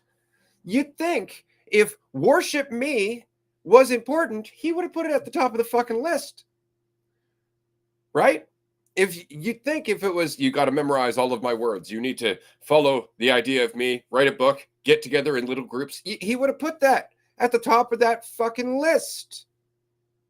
It never even made the cut. It never even made the cut. Why? Because none of it was important. That's why he was doing the Sermon on the Mount, not a sermon in a church. He was outside walking around, being in reality. And everybody paints him like he was a Christian himself. Dude never once read the New Testament. Not once. Never suggested it. Never reached his recommended reading list whatsoever.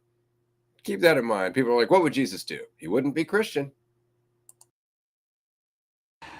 Oh yeah, that one really gets people going. But even in like everything we've talked about and brought up today, like, it's fascinating just how someone who's super religious, like, it's just like they won't even have the conversation. Like, they won't even pay any attention. But I guess there are, I have no guarantee of that. All I can know is what I did, I guess, when I was holding on tightly to it, just because one of the first things that you're taught in the church is not to question, just believe. Like, that in itself is just fascinating. How much, like, one of the main things I remember is like, don't question, don't have doubt, don't show doubt at all. Like, just believe. And like, they get you young, you get you real young with that. And that's something that I don't know, we've talked about before, just like how young kids are when they start infiltrating them and brainwashing them with these, figures, and like, and just, oh God, like how society and reality and everything that we do is just made up stuff, like having a baptism at a certain age to like make sure that it rids you of the original sin. It's like, that's an absurd thing to do. It's like, in this whole church, and it's all these things, like, what the fuck? Like, what the fuck's going on? Like, we're dipping a baby's head in water to soothe it from its original sin based on this belief that we're born broken and unfixed, that'll stay with you forever. And then Because our parents had sex. yeah. Oh, right, because that's a the original sin. dirty deed. That's it. And so we're fucked. Yeah, according to Christianity, we're fucked because our parents fucked. Literally. That's it. It's like, hey, you got here the only way you can. Bad. Oh, it's like, no wonder the perspective, all life is suffering. It's like, it's all our burden. Like that priest video. He really believes that his life is a burden. Like, and it's a burden, but it makes him feel good that he's bearing a burden. And like, ooh, man, that's one we'll really try to hold on to. It's like, my stuff, and you have to maintain a perspective that's like, mine's tougher than yours. Like, I've chosen the difficult path. I've chosen the difficult route to being a human, but it's my own sacrifice that's good for you. And oh man, we can yeah, like he starts crying about it. And it's fascinating the ways we can have that perspective, like understanding that everyone's got their stuff. Everyone has their things to deal with, really equalizes the playing field and makes your own stuff feel less heavy, but also you can't use it to feel better, like you're bearing some sort of burden, some sort of weight. And like, so yeah, Christians too. Like the burden of being a Christian. I'm carrying out God's word. I'm holding my own cross of being a Defending the person. faith.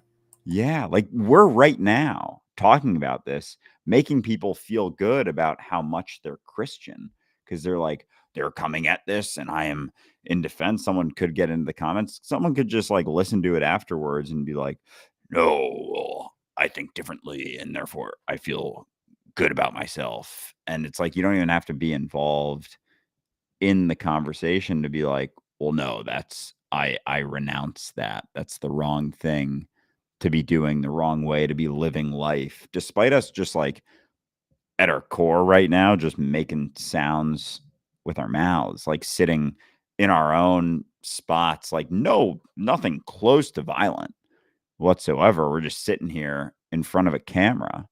Like that's the extent of what's going on, but people can get very caught up and tied up just because of that, despite at its baseline just being like a means of communicating something. It's like, oh, words hurt. Words hurt. It's like, because you're using words to feel better. That's the only reason they can hurt, is if you're holding on to them to feel good about yourself. But that'll tie you up too, because that's only to feel good about other words that you're having about yourself to feel bad. And then back and forth we go. Never leaving here.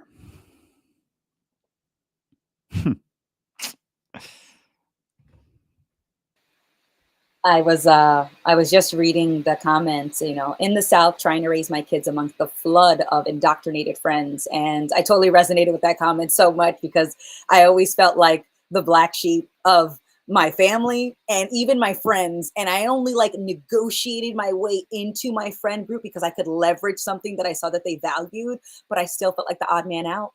I always felt like the odd man out. And that used to feel like such a burden. And it used to feel like I got, like I was unlucky.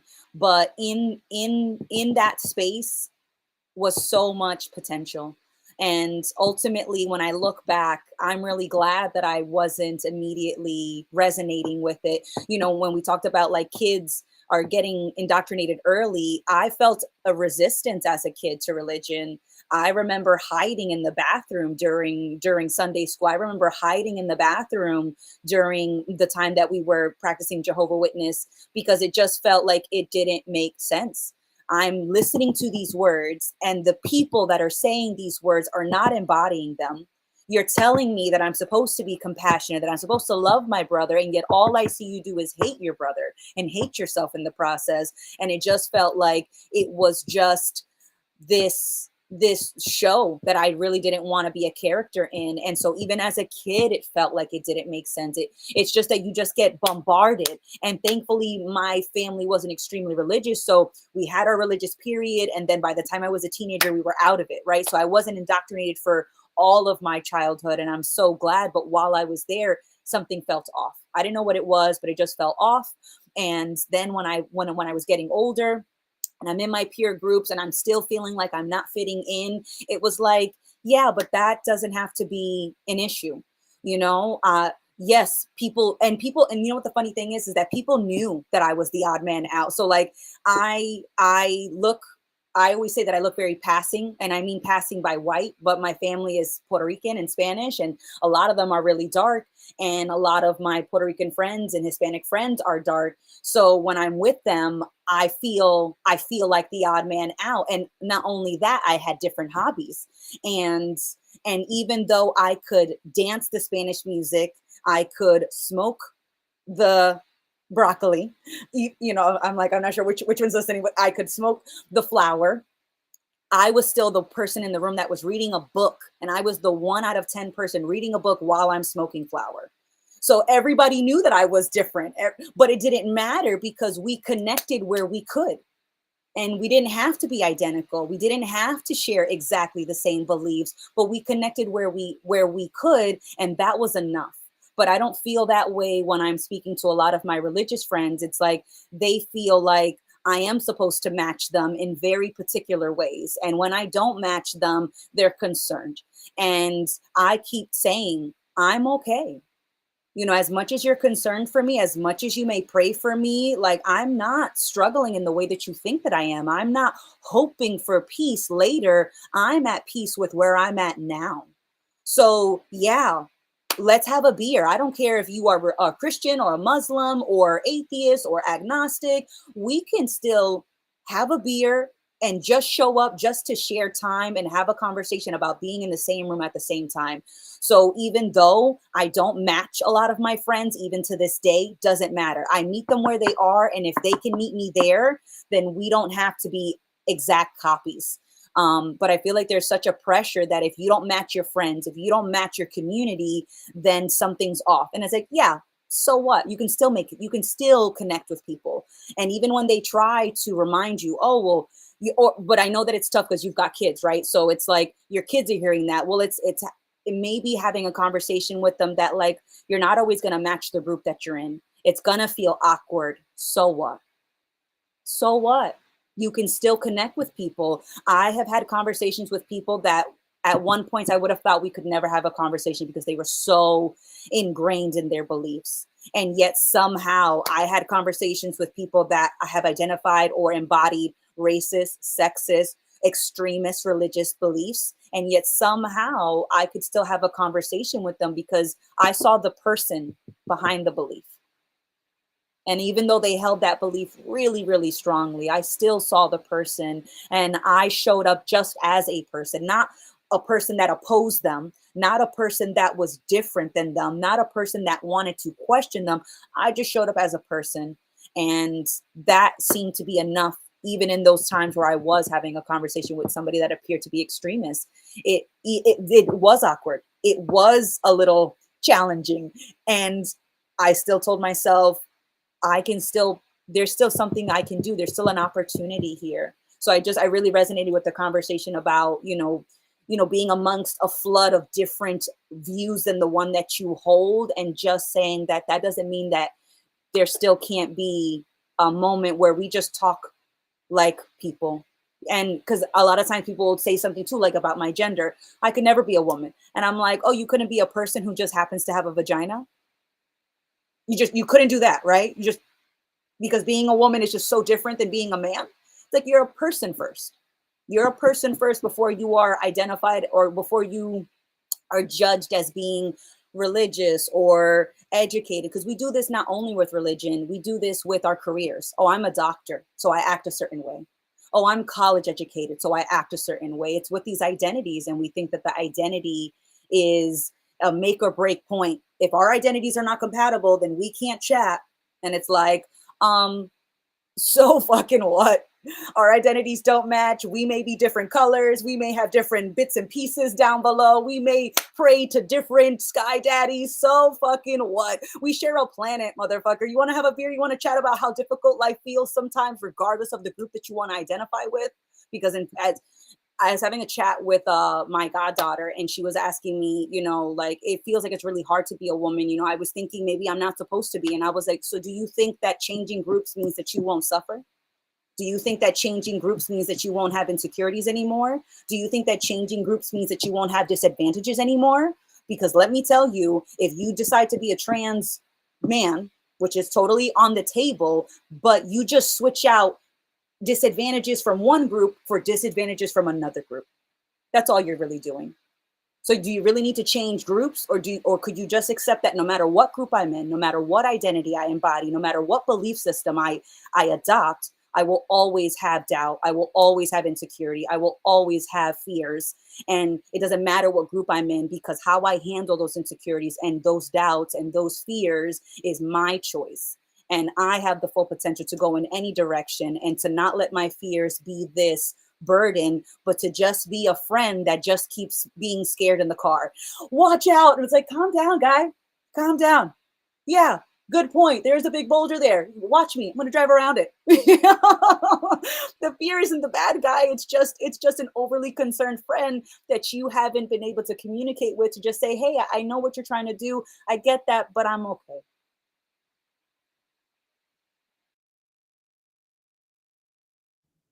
Oh yeah, and that, like, even just bringing that up to someone when they're like, "Oh, I'll pray for you," because I'll get those comments on some videos I'll post about, religion or God or anything, and it's like, no, I'm actually, I'm good, like, I'm doing all right. I'm like, no, you must be prayed for. I must pray for you, and I'm gonna feel good about myself because I'm praying for you, and I'm taking some of my attention away from my typical thoughts to just think about you and judge you right now. Like, if I'm assuming that you need to be prayed for, I need to judge you first.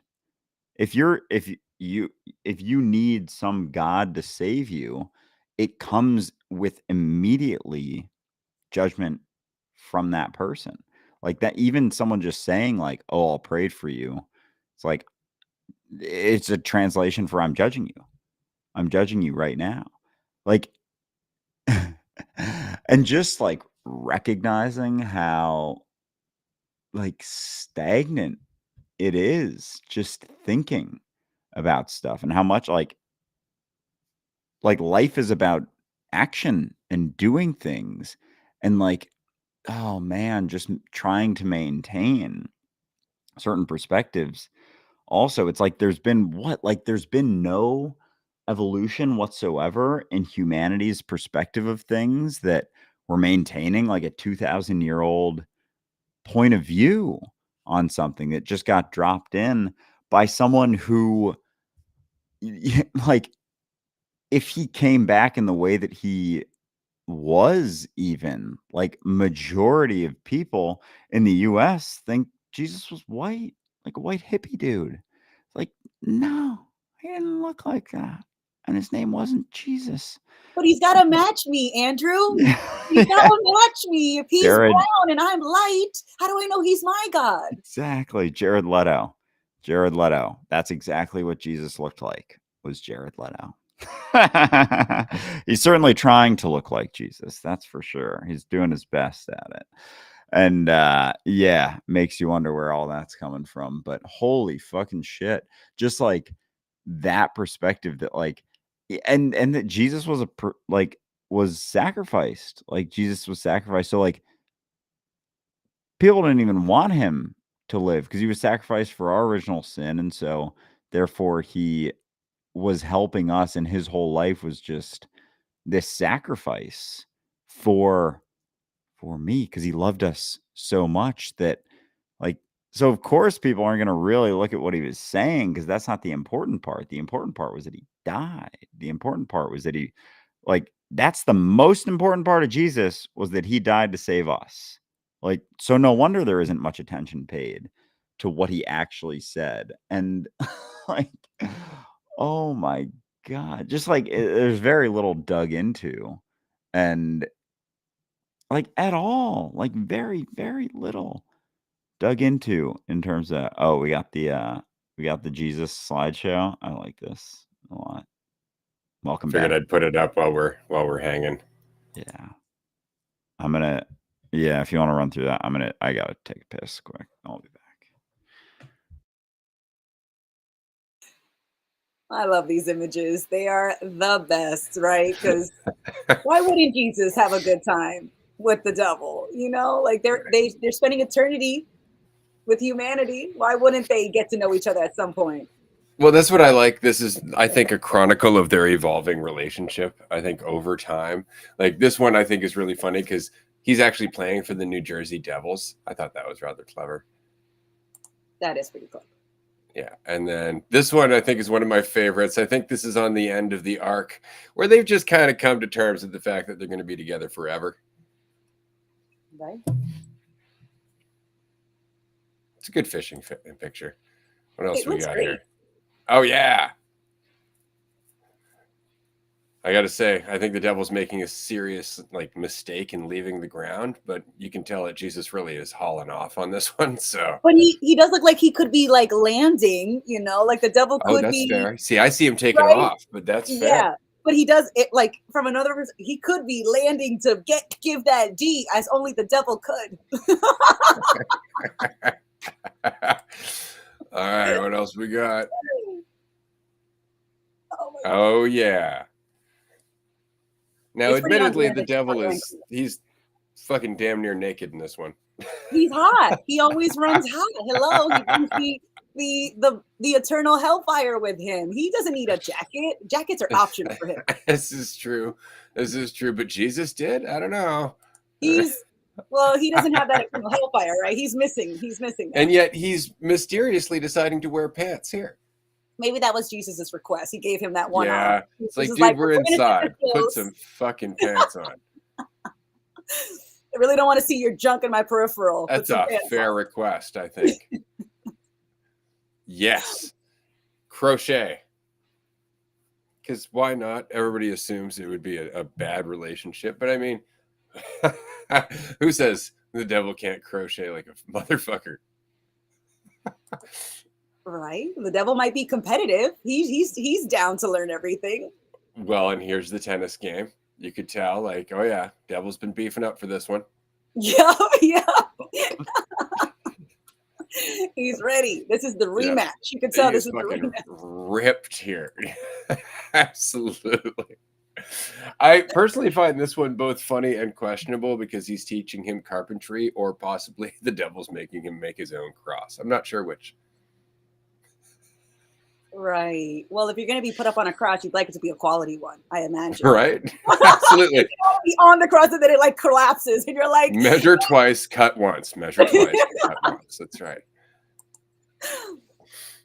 All right. What else do we got? Oh yeah, this is a it's a thumb war. It's not an arm wrestling match. They're having a thumb war. I just want everybody to know that is a thumb war, and there are a lot of people who are really digging it behind them. This is probably one of my favorite images. I like it. What else do we got here? Hold up. Let's see. Amanda had inspired this one by saying, why don't they play Chinese checkers in ancient China? Yeah. I just thought they would take their adventures on the road. You know? They'd make it to other countries at some point. And they're not limited by time. Who says they couldn't? You know, they're bouncing around. But that's it. Exactly. Why the hell not? I love these photos. They're so much fun. Yes. Now, I love the fact that the devil's playing on a drum set that says Jesus. So either the band is named Jesus or it's just Jesus's drum set. Well, they know what tickets will sell. Makes sense. Well, obviously not, though. It's rock. I mean, it looks like rock. So, I mean, I'd go with the devil if I was going for marketing. I don't know. It could. We don't know what type of music it is because you can use drums for all multiple genres. This is true. This is true. I wonder what kind of music they're playing. It's certainly not Jesus Is My Friend. Jesus is a friend. Oh, going out for a canoe ride here. Jesus, the worldly man. Exactly. That's a nice backdrop. It looks a lot like where I'm from, actually. Mm-hmm. This would be the nightly karaoke. What better exercise? This is a divine exercise. I wonder what kind of voice they got. I feel like the devil's probably raspy, a little deeper. The sultry Johnny Cash voice. Yeah. I like that Jesus is holding the mic for the devil, for Satan. Oh yeah, and he's like super proud of him too. You can tell. Right? Like, good job, buddy. Good job. There's actually an image of Jared Leto I saw somewhere where he was at one of his retreats that he throws, and he wears like a white robe like that. And he actually, let me try and find. There's like a video. That doesn't in any way surprise me at all. Yeah, gnarly. I like the fact that the devil's tires are on fire here. Fucker's got speed. And he's still behind. Jesus. Well, of course, it's because of the wind. His wings are out, though. It's creating drag. It's true. It's true. The devil looks just stoked in this straight sky, like the biggest grin on his face. He's like, it's Maybe it took great. Jesus some convincing. Jesus is like, I don't know about jumping out this plane. It took like real convincing on the devil. He's like, finally, yes. Well, and you'll notice that Jesus just didn't fuck with the parachute. He's just like, I don't need it. Fuck it. I can walk on water. I can certainly fly, bitch. This is where he was born. This is where he was born, up in the clouds. Meanwhile, the devil's having a great laugh. He's like, I think you might be in for a surprise. I think Jesus came out of a 14-year-old child bride on earth. The devil's like, this is all going according to plan. That's great. Oh shit. Hold up. There we go. Fixing the old car. Oh yeah. Devil's got a beard now. Yeah, man. Rustic. Absolutely. Well, they're working on it. They're mixing and matching. At some point that Jesus might shave his head. And renovating cars takes like months, years. Like they might have been working on this project for a little while. Oh, I wonder how they gives them something to do. Yeah, dealing with the frustrations as they go too. I wonder how each of them handles it. The devil's a little more hot-headed, but tones it down, whereas Jesus is more of like a me, damn it. Daddy, Dad, give me strength. Yeah. Come on, Daddy. Give me a little bit of that boost. Oh yeah, foosball. And you could see the difference in tactic here. The devil is definitely more active, whereas Jesus is calm as calm could be. Mm-hmm. Oh, yeah, Jesus or devil's really, he's got that enthusiasm about it. Jesus got that low key enthusiasm. Devil's got that high key enthusiasm. He's got that calm confidence. Yeah, it's almost like Jesus is just like the middle of the spectrum, and the devil's just the extremes, like out of control. And personally, I think this one's one of my favorites just because, that's kind of what it is. It's just a big fucking magic show. At the end of the day, we're all just buying a show. I love that fucking, that's a lot of fun for me. I'm glad that we made those. Gorgeous. Like they're not frustrating. I don't know if you can hear the coffee behind me, but I'm not really, no. Coffee. Okay, a little bit drowned out. It's funny how all those images, like, I can think of times in my life where I would be like, I don't know about that. I don't know if that's, it's kind of, but like, you can't pin it down. You can't say that it's like, oh, it's because of what? Because they're having a good time. It's just not the image of the devil mostly. And people like smiling. It's like the devil's evil. The devil does atrocious things. It's like, yeah, but it's not the things that it's like things that are included in you too. It's like, oh, the devil's something else that's doing all these bad things. Like there are repercussions to everything that we do. It's so funny to hear you say like the devil made me, because so many times it was like I'm tempted, and it's like, well, is the devil forcing you, or is it tempting you to make a choice, and then that choice is what sends you to eternal hellfire for eternity, right? It's like how much are we puppets, and how much is God and the devil the puppeteers? Because if the devil is just tempting you, and it's you that makes the choice, then it's you that has you're the one that's influencing your afterlife the most. So it's like it makes it feel like the devil's not that powerful. If all he's doing is tempting you, and he's like, here is this tempting option, and you take it, that doesn't seem like he's this ultimate evil. It seems like you got caught up and you want to blame this ultimate evil. Like, well, I couldn't resist it. It was like, well, I thought you had faith. I thought God's faith in God protects you from that temptation. So what is it? Is it that you have no power, or that you are or you have the power to influence the experience that you're having, including the afterlife that you're looking forward to or avoiding? Well, that's one of my favorite things, is this powerlessness that tends to go with belief in God, right? And right down to like, so we'll have a conversation about the reality that really there's nothing that's quote unquote good or bad. Sure, things are destructive or constructive. Sure, things come from a state of ignorance or empathy. Sure, but the labels good or bad don't actually exist in reality whatsoever. right? And so I always find it funny because we talk about that, and then we talk about the reality of concepts being concepts and unity being what is. And immediately a Christian will go, that's the argument that the snake was making about Eve, that they can have the power of God. It's like, that's not what the snake was making at all. Actually, the snake was arguing for knowledge of good and evil, right? So the way that Christians tend to think is the mentality that the snake was arguing for. Isn't that funny? Like, the entire mentality of good versus evil is the mentality that believers are defending. It's the mentality the snake was advocating for, right? Whereas the alternative was the recognition that everything is one and everything else is conceptual. Right? And so it's fascinating to me because they're like, you're trying to take God's power away. It's like, we took our own power away. We cast ourselves from the garden. But it's the mentality that we're separate that makes it impossible for us to look at it as though we cast ourselves from the garden. No, we were cast out. By who? My imaginary friend who suddenly pissed at me. You mean the one that suddenly came into being when you started thinking there was a right way to be, and then all of a sudden you could hear the judgment coming from behind? Isn't that funny? There was actually a part in human evolution where the corpus callosum, which is the connective layer between the two hemispheres, wasn't as developed, and so one side versus the other, they were actually like talking to one another. There was some kind of a delay, right? Could you imagine how much that fucked with us? But even just the idea of suddenly you believe in a conceptual right way, and for the first time there's a background chorus going, you're not doing it though, and it's just because now there's a right way. So all of a sudden there's a judgmental voice behind you.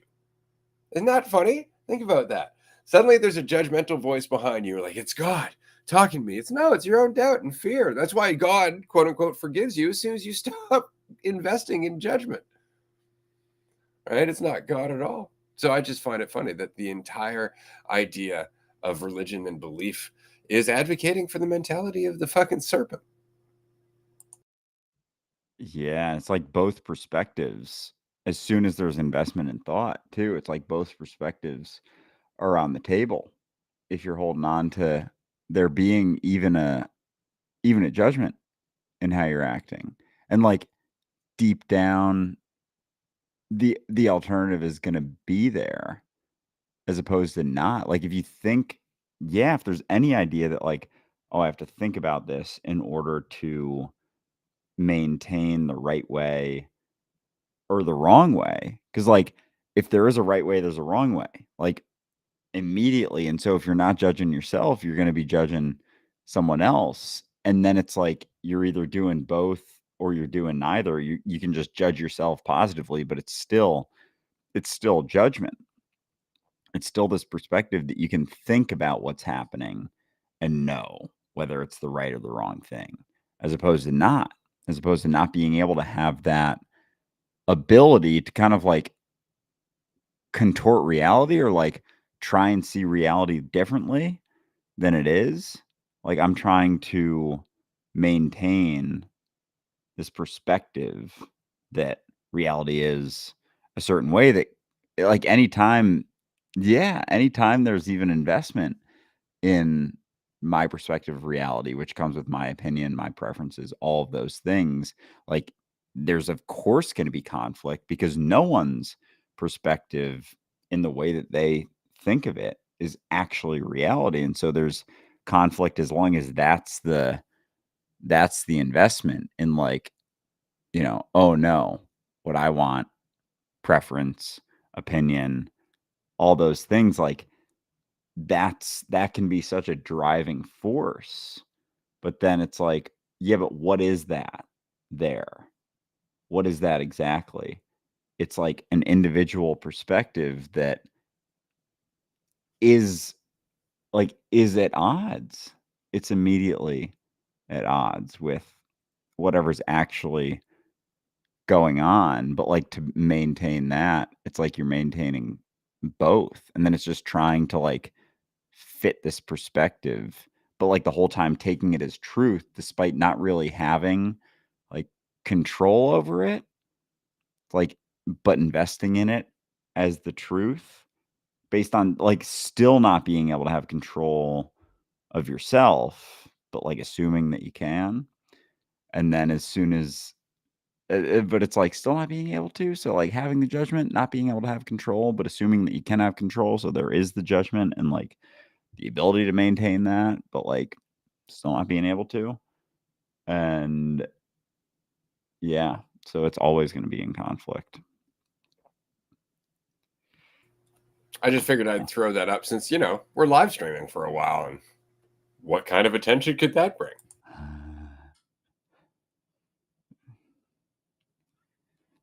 Yeah, just that. Oh, Amanda. I was going to say that when you were talking about like this control, it's like we settle with religion, we settle on a point. And because we settle on this point, being in this point, digging deep on this point, it's like, well, I don't know what's out there. I know where this point is. I've settled here, and out there is scary. I don't know what's out there. And it just doesn't, and when we were talking about like, they're judging, we're judging, but we're judging because we don't have control, and we're judging as a way to feel like we have control. And then we're betting on somebody who we say has control. God has all the control. And yet somehow shit is running rampant. So he's controlling all of this. He's the one in charge, right? He's the one that's all powerful. And yet somehow he can't defeat the devil.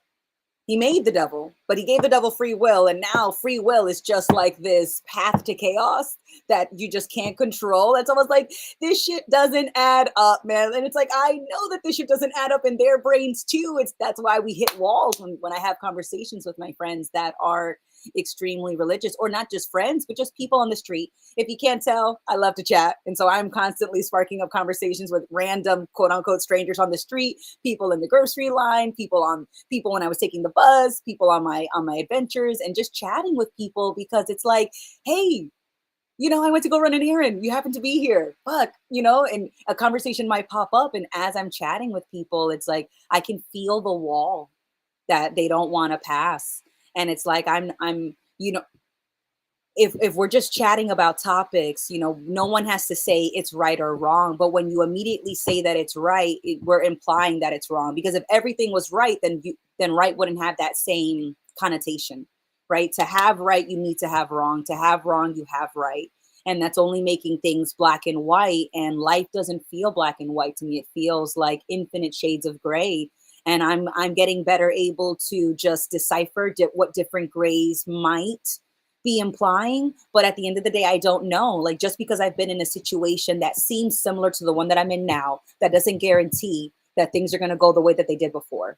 Even if I'm walking into the same room with the same group of people around the same time of year, let's say holidays, right? Every time you go home for Thanksgiving, is it always the same because it's the same people, same room, same meal? No, it's always different because we're always creating those moments together. So it just doesn't feel like, even if something looks similar, you can't even bank that it's going to be the way that it was before. So things just aren't as black and white as we want them to be. But when I'm thinking about religion and that experience, they describe things in a very black and white way. It's good or evil. It's the God or it's devil. You're going to heaven or to hell. You're either living right or you're living wrong. And I'm like, what fucking planet are you living on? Because life doesn't feel that black and white when you're living it. When you're talking about it, you can talk about life in a very black and white way, but when you're actually living life, it feels fucking gray. And I'm again not speaking and saying that what I'm saying is a fact. It's just from my experience. Somebody posed this question to me the other day, and they're like, if you could pick between a young doctor who has just been taught all the new technology or an older doctor, who would you pick? And I thought about it, and I thought I'd go with the older doctor. And they may not have the newest technology, but what they do have that the younger doctor doesn't have is experience. Straight up. They have experience. They have they have a trust in themselves that the younger doctor doesn't have. And so that older person who has lived, who has seen, who has experienced, has a lot more to pull from than just having the fanciest gadgets out there. And so I appreciate that experience. And I like to remind myself and other people that you may not have all the answers, but trust the experiences that you've had, because those are going to be the greatest resources that you can pull from going forward.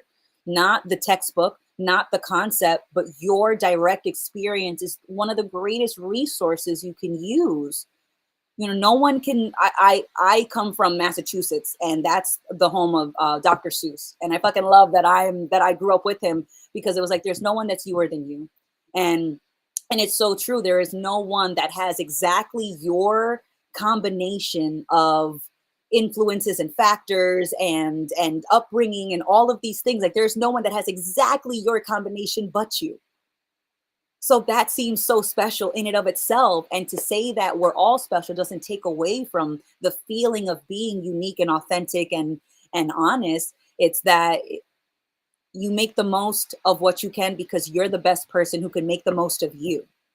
And no religion, no authoritative structure, no no one else can do that for you. There's no one who can teach you how to be yourself. So even when you are following the rules of religion, even when I was following those rules, it didn't feel like I was being myself. It felt like I was being the approved version that was allowed, and that felt off.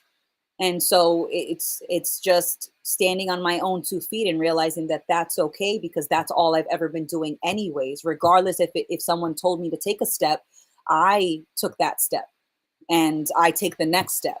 And it's not because someone wants me to, it's because I'm taking these steps, and I can give credit to someone else, but it's really me that's taking every single step, regardless of who I want to give credit to.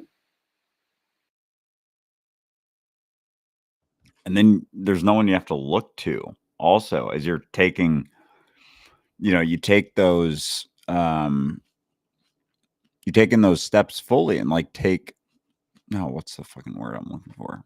Empower yourself sort of.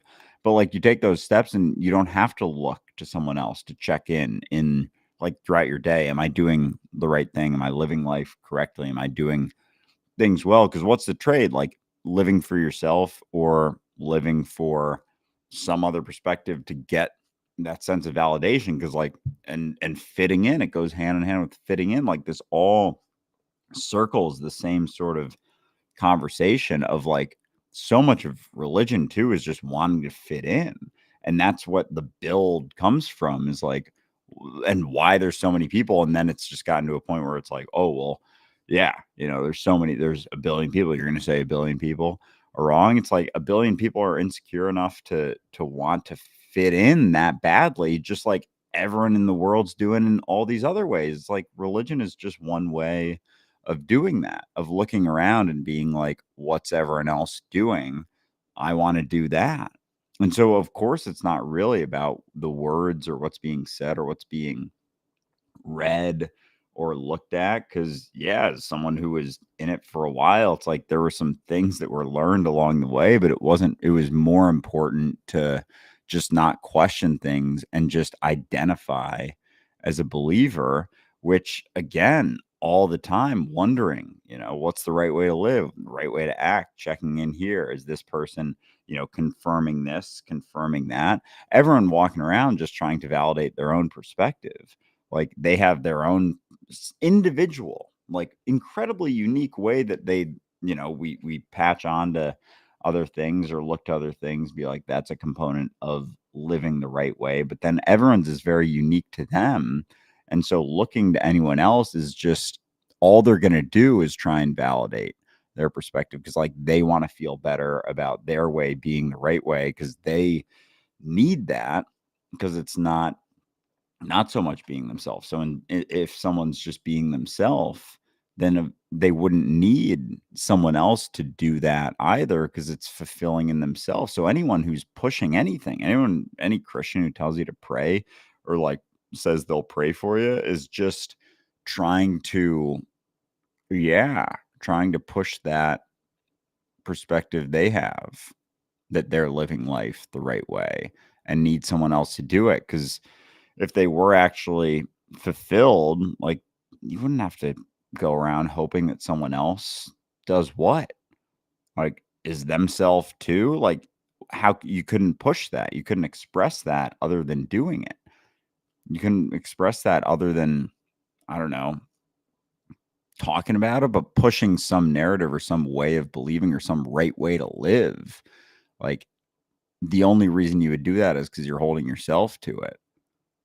So if you're not, then you don't have to look around so much. And like, there's so much more freedom in that instead of checking in every single day, being like, oh, am I doing this well? And like keeping tabs on how you're living life, on whether you're doing the right thing. And it's, from macro to micro, and it impacts our decisions and ways we live in ways we don't even realize, like, and how much hesitation we have, even like how much hesitation I have in my life is how much I'm buying into, oh, can I just be myself? Like, can I just, I don't know, if there isn't a right way, in the sense of like not being a right way for anything, like any way of acting or expressing yourself, like there's not a even a way to have any sort of measurement right now of how things are going. It's all just any measurement is relative. It's all relative. And so like, yeah, I don't know, going back to the religion stuff, that idea of like going to heaven and needing to believe in sort of in things, like it's all relative to the point that people don't even care. It's like some people will go to church every day to like feel extra good about themselves because it's like they get that hit of good feelings. But most people don't even go to church anymore.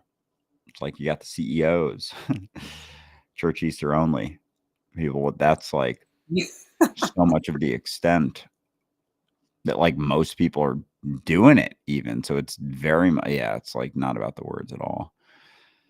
Fun, but Religion reminds me of our legal system and how we think that by having a brutal enough punishment, people won't commit crimes.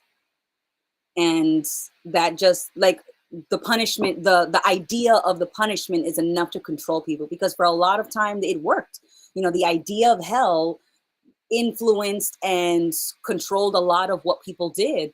But our laws take that same mentality. Well, if I threaten you with punishment, with life in jail, with what was it, the death penalty, if I threaten you with this ultimate punishment, then that's going to control you and you're not going to commit the crime. Well, guess fucking what? Crimes still happen. And maybe it's not about coming up with this ultimate punishment that avoids the crime from being committed, but maybe it's about looking at the mentality that wants to commit that crime. And when people talked about Hitler, it's like, oh, we'll never have another Hitler. I was like, we brew another Hitler in a second if we felt like it. We're in the middle of doing that now. It's not like Hitler just dropped from the sky or rose from the hell and popped up and ran for election and won over Germany. We collectively built him with our culture, with our mentality, with the things that we prioritize. He was a culmination of us. He wasn't an outlier. It's not like Hitler was so different than the rest of us. He was somebody that was capitalizing on fear because he also felt fear. And he was trying to make himself feel better like the rest of us. And so when people are like, oh, I could never imagine, it's like, bull fucking shit, you couldn't imagine being Hitler. It's so easy to imagine being in any of those positions, because it's like, you get scared enough, you would do exactly the same thing. If you had the same upbringing as Hitler, you would have been Hitler. It's not that he's so different from you, it's that you don't want to admit that you have that same potential. And we all do. And it's thinking about, well, the reason, the differences that you could see between yourself and someone like him is that you prioritize different things. Your mindset's a little bit differently. It's not that you are somehow born different or born special or born holier than thou. It's that you prioritize different things and your mentality reflects that. Your life reflects your mentality. So when I hear about, well, we need to get harder on crime. Why is that? Because we're not looking at what's creating that need. We're not looking at what's creating that fear.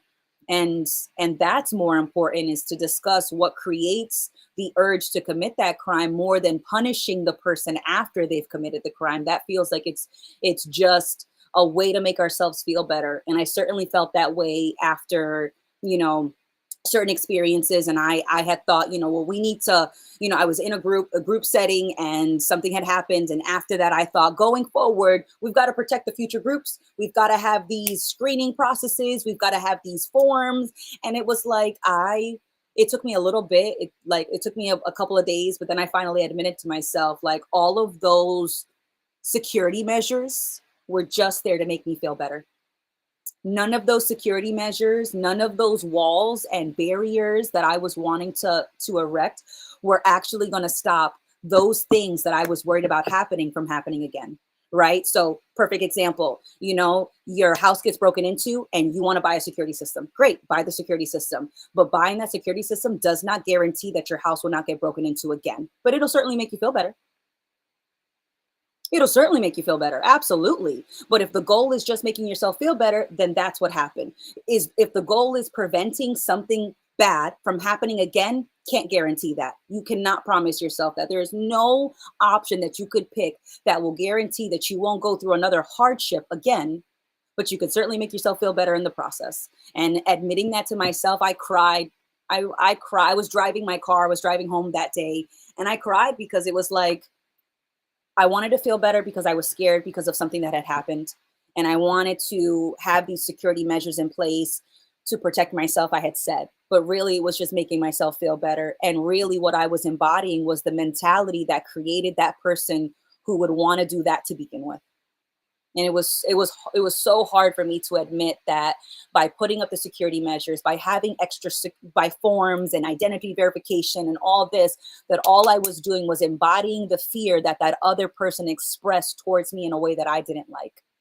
And so I was just keeping that world that you want to be scared in alive, more than trusting myself to pay attention, so that if something like that did happen again, I'd be aware enough to adapt. So it wasn't about preventing something bad from happening again. It was trusting myself that if something quote unquote bad does happen, I can handle it, and I can pull from past experiences to make the smoothest transition in that moment, not try to put up these false walls to pretend that I could prevent that from happening again. And that was definitely a hard pill for me to swallow, that by having that extra wall, I was just embodying the world that needed a wall. Oh yeah. Yeah. And like it's like a trade of attention too. Like the more walls we feel like we have, the less attention that we have to pay what's actually going on. You know, it's like you can be less aware because, say, for a house, you know, you get broken into, there's not as much attention on what's going on. You can more easily, play into distractions, as long as there's some trade for like, well, I want to feel more secure. I want to feel more comfortable, but it still doesn't actually guarantee any degree of security or certainty at all. You know, and each and every time it's like it still isn't going to guarantee the thing that you think it's going to guarantee, because it's like, yeah, maybe it can make you feel safer, but like you're not actually safer. And then it's like you got to wonder what the safety is from, and like how much awareness, even just in your own experience, you're trading. Because like distracting yourself from that point of awareness is like distracting yourself from here and now, which is like the different ways that we do that, and just like mind numbing things instead of being involved in where we're at. Like, and throughout my life, I've done that in a lot of different ways, and you know, continue to, anytime there's like a distraction that I focus on, it's like it soothes a sort of a discomfort in just like everything that's here, which again is like not this grand big thing. It's just like attention and responsibility right now, actually being involved in that. But like we can distract ourselves and assume that like, oh, my attention is just on this now. Like even just watching a movie, you know, and just not fully being paying attention, but it's like something that we can focus on that takes our attention off of something else. And that's all it is. But it's trading, and it's not actually living fully. Like it's not actually being fully involved. in reality, if it's just to remain comfortable, it's usually just to avoid discomfort, and that becomes the whole game, because it's not even comfortable. It just becomes avoiding discomfort, and you can't really avoid that one way or the other. You can't avoid the discomfort as you try to, because avoiding discomfort in and of itself certainly can be uncomfortable, and a lot of that just comes down to being willing to be yourself too, and be like, because if you've always learned ways to do that, or learned like how to exist in a certain way, in a certain world, to fit into a certain world, then the experience of being yourself initially will probably be a little bit less comfortable, when you're not holding on to like, well, how should I be acting right now? What's the right way to act? What's the right thing to say? What's the correct thing to do in this spot? And looking to anyone else like doesn't actually really help you at all at the end of the day. Like, you can ask around, but each and every time, like, it's going to cut down on that faith in yourself that you can build, that then you can take with you. Like, that's all you got, is how much faith in yourself you have right now. And that just plays out in different ways. Like, that's all I got right now, is just that. And there's ways that you trade that, for some sense of certainty, security, comfort. And then there's ways that you build it, but it's not building you, it's not building value, it's just building like actual real, like actually applicable experience, because that's all you got. It's not really how you think, or what perspectives you hold on to, or what you believe. Like, that's not in reality. What you believe in isn't in reality at all. Like, it feels like it can be. We want it to be, but and that belief goes down to our core of our belief in what we think we're even expressing, or what we think we are. How we see ourselves, how we view ourselves, our immediate perspective of ourselves. And if we think about ourselves positively or negatively, it's like so overly simplified, despite like every single person you interact with having no idea how you're viewed.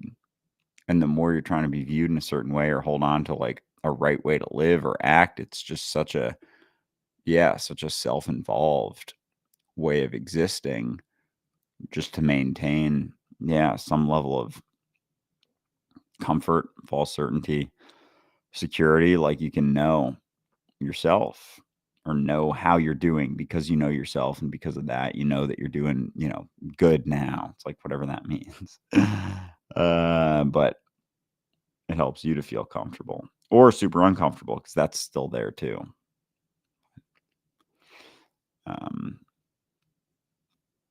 Yeah. I love it, because in the comments somebody had wrote like,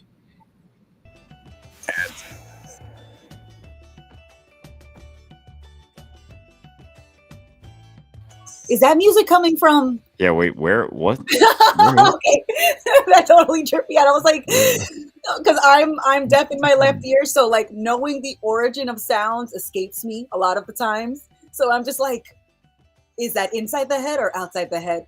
Where's that coming from? Is that the computer? Is that my phone? What's going on?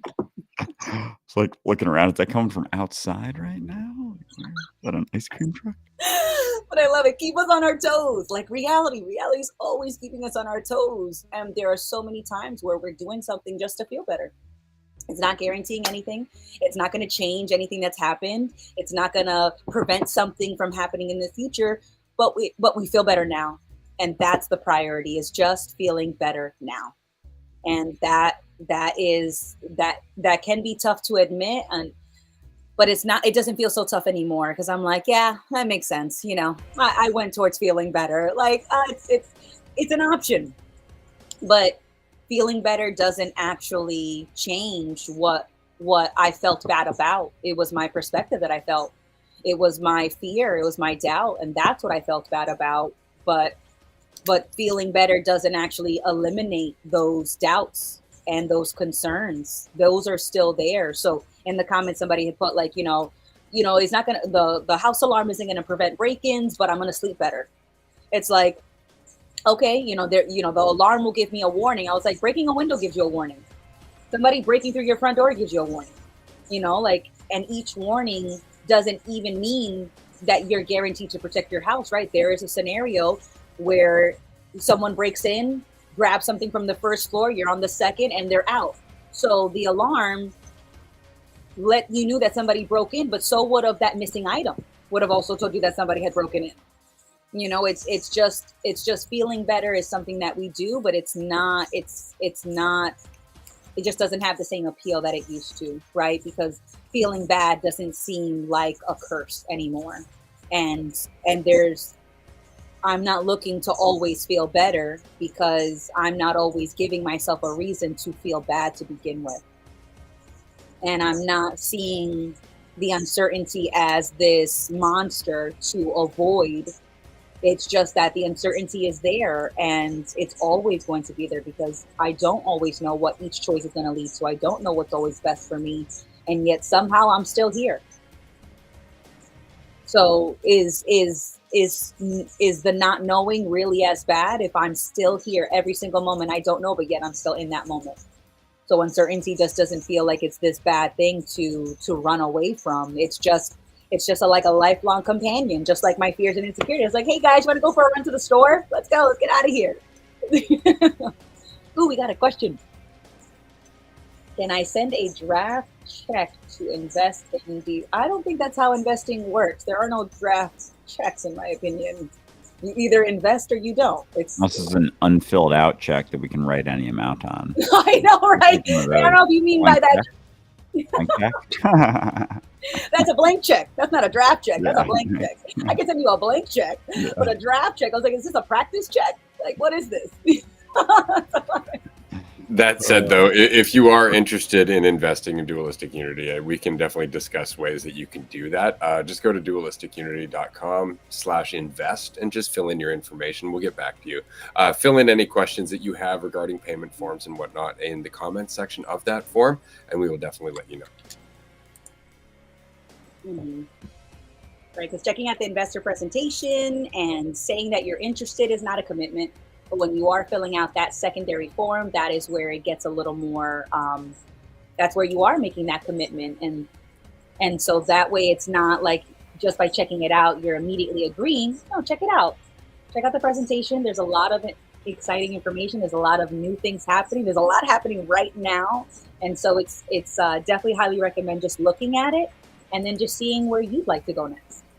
Yeah, well, we're actually going to go over it here in a short little while, because we might as well talk about it while we're here, right? Let's do it.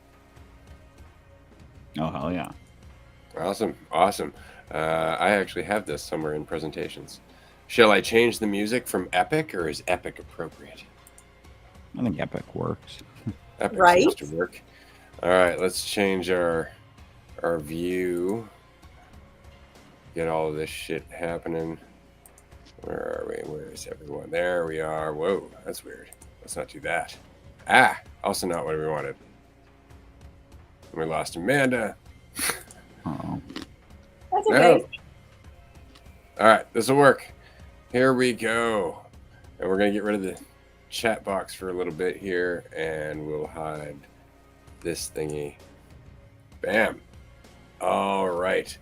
And I will turn down the music. Oh, that's not going to work. That doesn't seem very sizable to that screen, does it? All right, hold on. Aha! There we go. All right, everyone, we are still reading the comments in the chat section, so definitely let us know if you have any questions. And aside from that, we're just going to go through some of the presentation here. Let me turn down the epicness of that music. There we go. Slightly less epic. Slightly more coherent.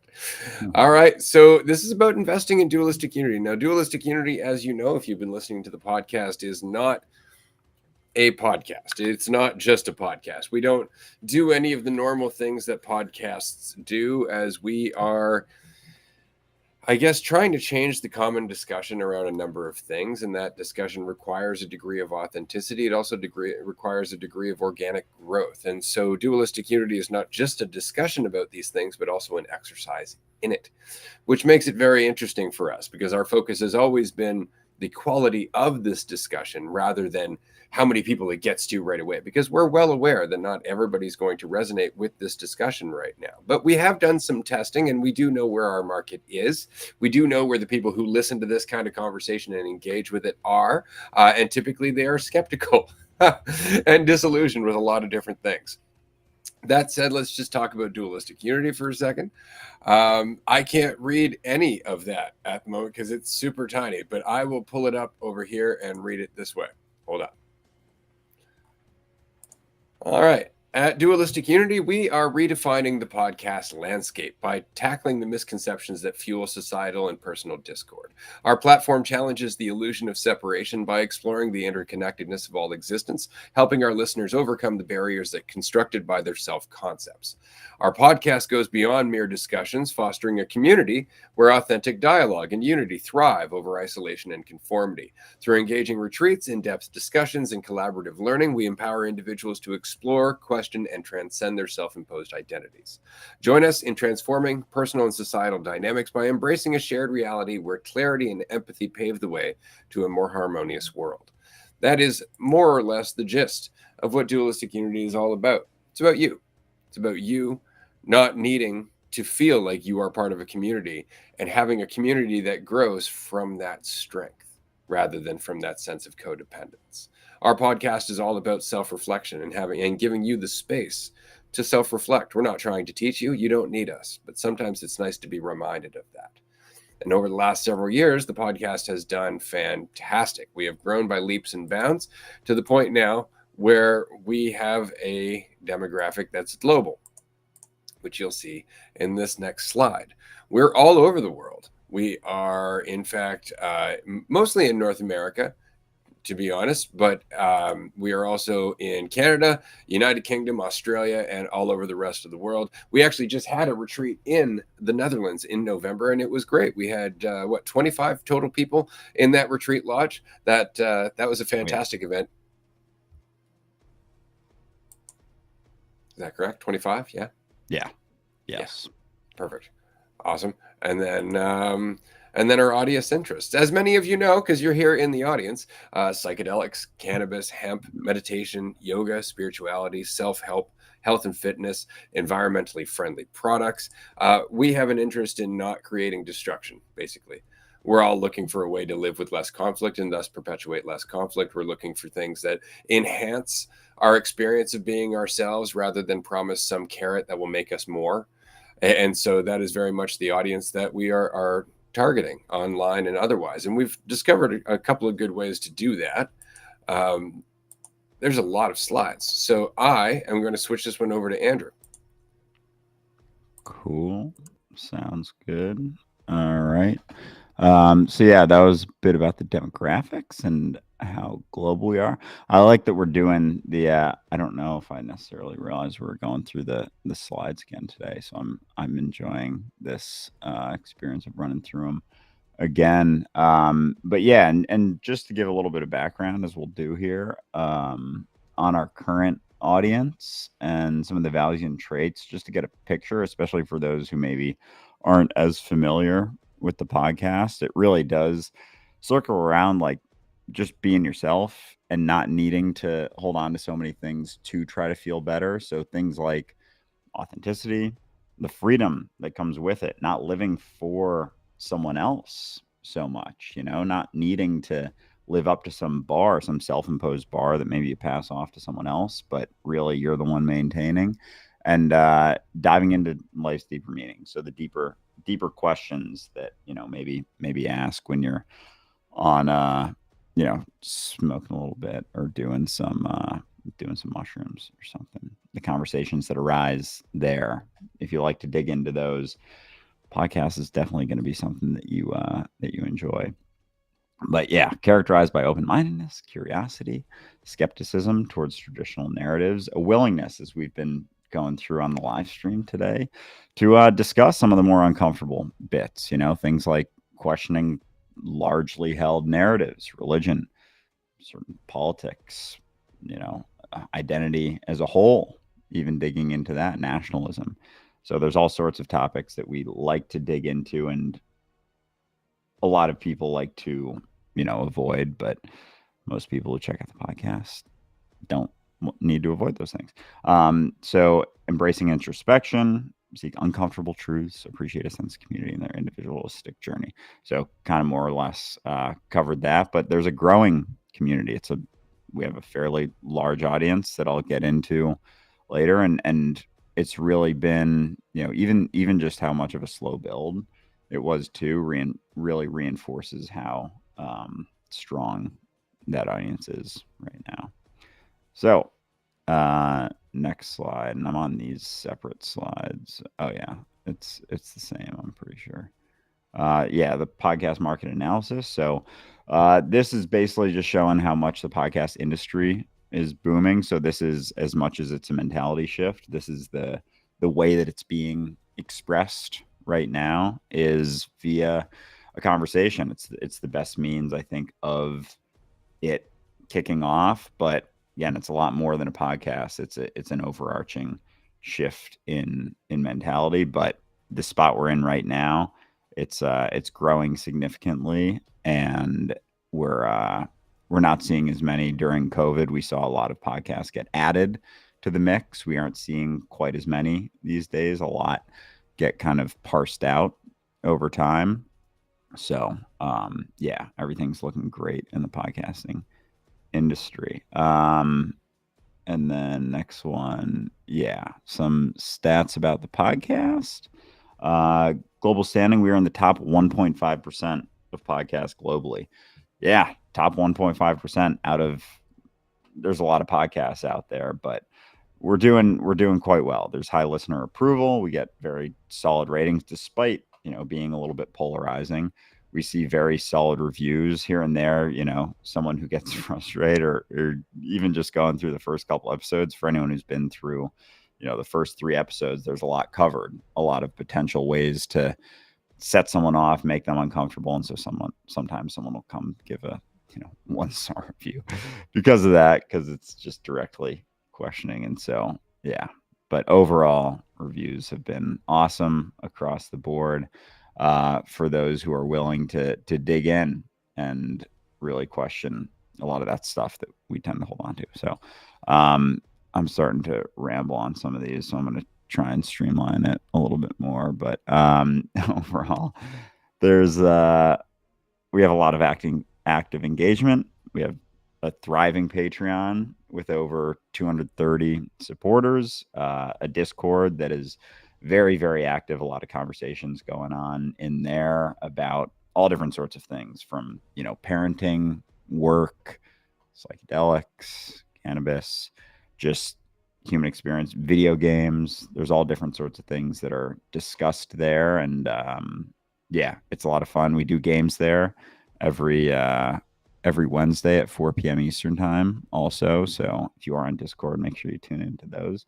And then we have a very solid audience right now that hovers around 10,000 listeners that are actively engaged on a regular basis. And then finally, we're fairly unique in the way that I mentioned that we talk about pretty much anything and everything that we could in reality, but we also now have Jackie and Amanda involved in season 6 and doing Do You Real, and adding a whole perspective of the conversation that, Ray and I, as coming from male backgrounds, couldn't quite delve into as much. So that has helped us and will continue to help us grow and expand our audience. Here's just a little bit on some of our closer competitors. These are all podcasts that made FeedSpot's top podcasts. We are actually on the top of FeedSpot's non-duality podcast list for 2023. So again, haven't put a ton into advertising, but we've been able to grow a lot organically and are doing very well in where we're sitting at the moment. So again, you can only imagine how much putting a decent bit behind advertising could help things explode. Oh shoot, I forgot that it's the separate one. I wasn't tracking where you were at as much for those. I was just kind of rolling through. But so what sets us apart? As I went through already, a bit about our audience. Got about 10,000 strong at the moment. Just again from organic growth, mostly through social media, word of mouth, people sharing it. Very, very little advertising behind it, besides what we have put in to get a understanding of maybe some of that impact of the advertising. Daily engagement, seeing strong listenership episode by episode, even on current ones, despite, we always send people back to episode 1 if they're first coming to the podcast. So we tend to see a build from there, a big spike in early episodes, and as people make their way through, a steady build as we go, as people get caught up to more current episodes. And we have a lot of community involvement. As I mentioned, the Discord, we have our retreats, we have daily groups, we have call-in shows and roundtables, a lot of different ways to get involved, because this isn't just a podcast, it's a whole movement and shift. And so it's not just about, me or Ray or Jackie or Amanda. There's lots of ways to get involved and be involved and share and express whatever, experiences you're having right now, whatever sides of, life you're digging into right now. There's lots of ways to communicate that, or lots of opportunities at least. And yeah, we have our where was I at here?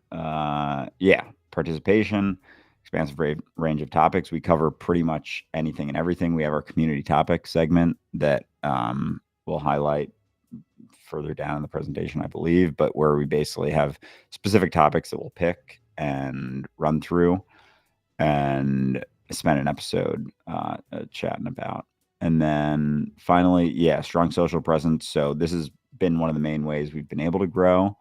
We have 30,000 followers across our DU specific, our Dualistic Unity specific accounts, and then across Ray and my personal accounts, over 1.2 million people who are engaged in some degree of that conversation. And so there's been carryover into the podcast, and that'll continue to do so as we continue to put things out there. So even without advertising, there's still lots of opportunities to reach a lot of people.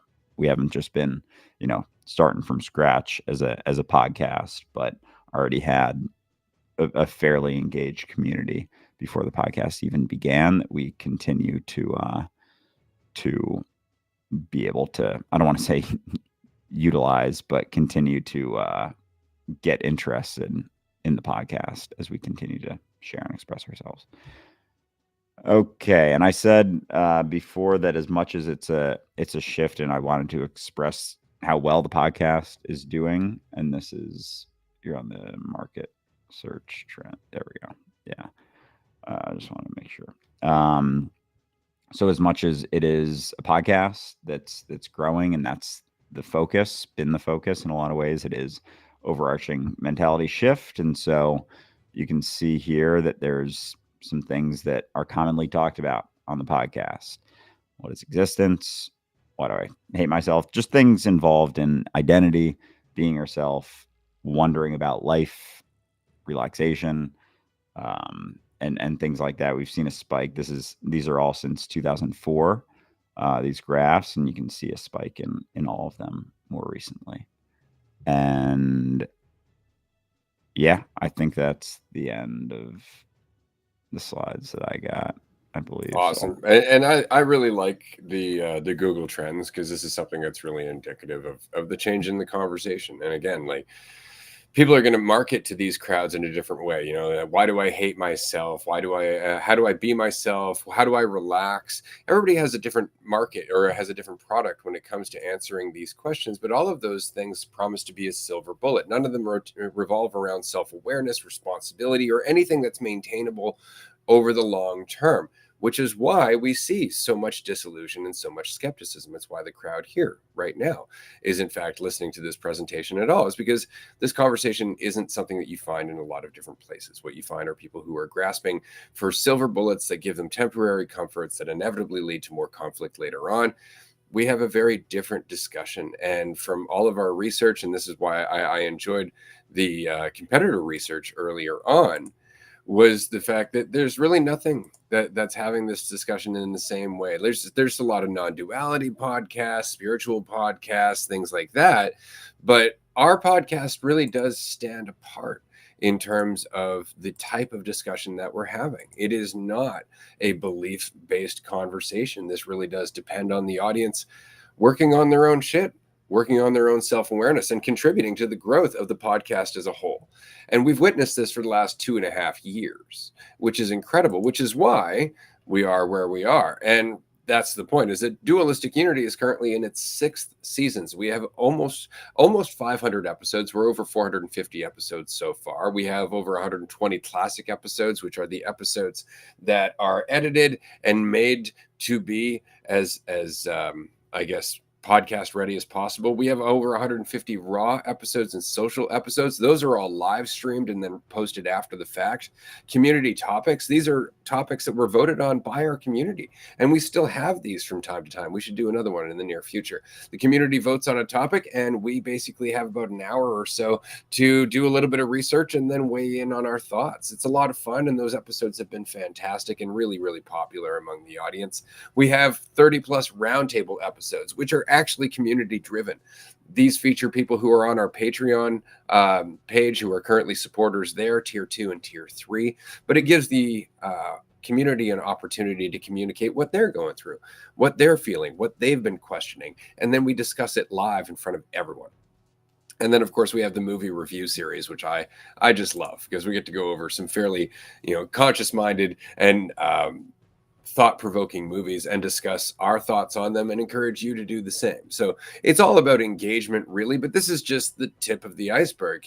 Dualistic Unity continues to grow. We've started a bunch of new segments, as well as doing some cross collaborations with a number of celebrities and creators online, more of which are in the near future. A couple of examples, for example, would be Javier Chicharito Hernandez. I love this guy. He was great, but he's largely considered to be one of the best soccer players in the world. And he took time out of his day to have a chat with us about the deeper end of this, about, what lies beyond belief and Christianity, and how important it is to cultivate a relationship with here and now without that false certainty, without those crutches. Same with a musician, Quinn92, who's been making waves in his industry. He was nice enough to join us at a retreat early on. Great guy to meet.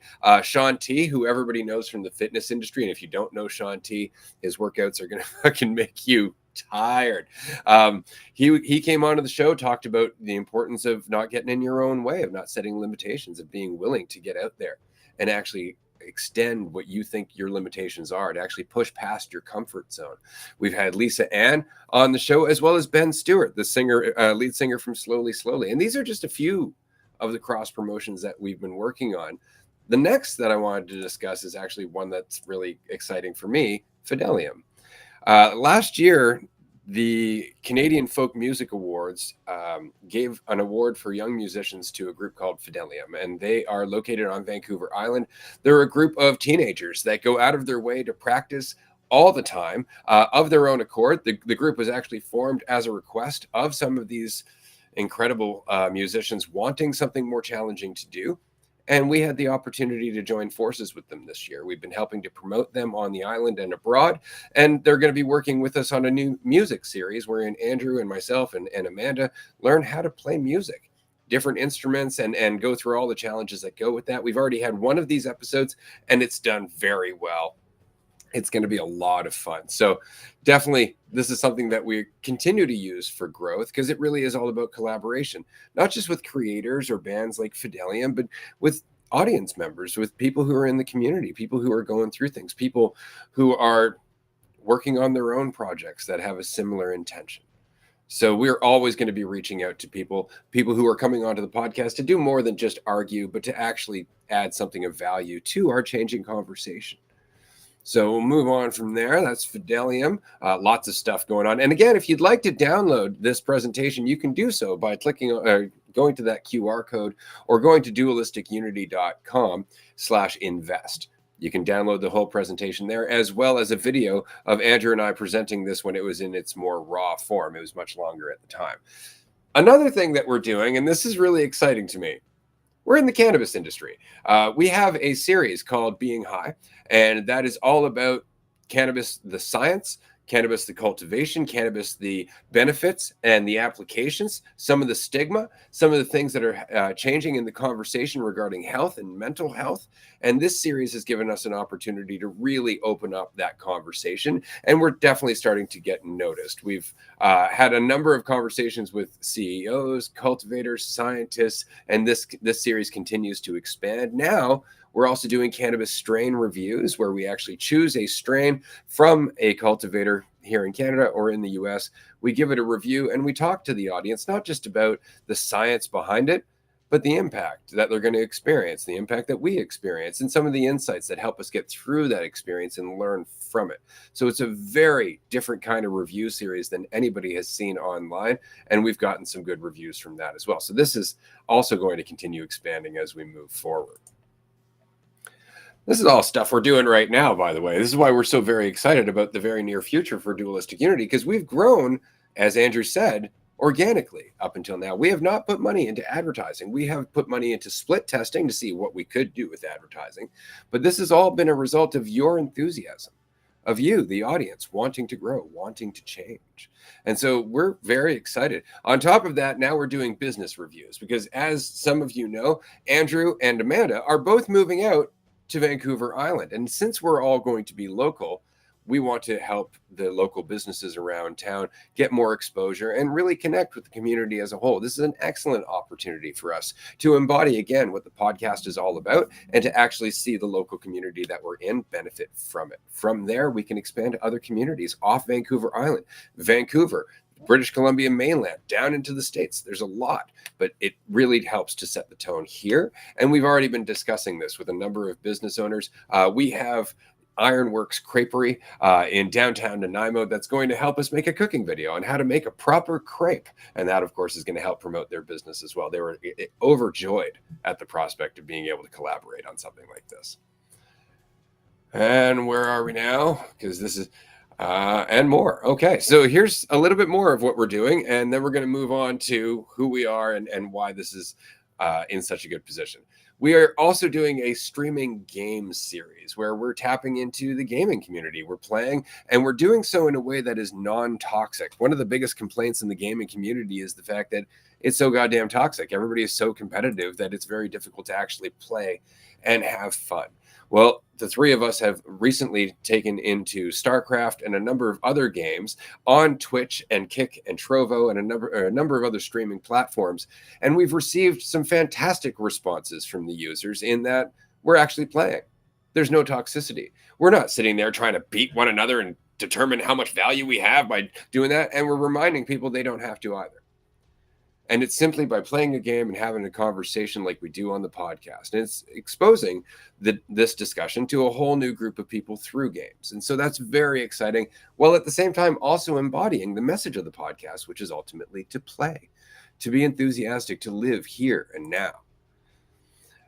We are working on a book. We're about halfway done our book. In summer of 2024, we expect to release Proof That You're God, which is going to spark some curiosity and some discussion, drawing in new listeners and solidifying our stances, people who like to think about stuff. We also have a cooking series, which I'm very excited about. We've done a few of these. We've made chili. We've made some seafood pasta. We've made some breakfast burritos. We've made a bunch of stuff. And we've had some shout outs from the local grocery store where we bought our ingredients for those. So that's also working well in our favor. This is all just a sign of where we're going. What else do we got? Oh, yeah, our team. And rather than me go through this, I was wondering if Amanda, if you would like to go through the team. Sure. Let me. I did have it open on my screen. Surprise! Yeah, no, it's like I didn't know I was presenting. Shit. Well, watch me pivot. Pretty much it. Okay, our team. All right, well, you already know the three of us, Andrew Murnane, Ray Rowe, and Amanda. So Andrew combines a deep industry insight with a passion for authenticity. I really have a lot of respect for Andrew and how he shows up for him despite the doubts. He previously was enhancing digital and advertising at Media Monks and Mighty Hive as a senior accounts manager. As a co-founder of MD Investment Partners LLC, he has positively impacted Philadelphia's lower income communities through strategic real estate investments. At Dualistic Unity, his expertise in social media strategy and podcasting significantly contributes to both strategic depth and mission-driven growth. He's also amazing to work with and a great time. So definitely had to pop that in there.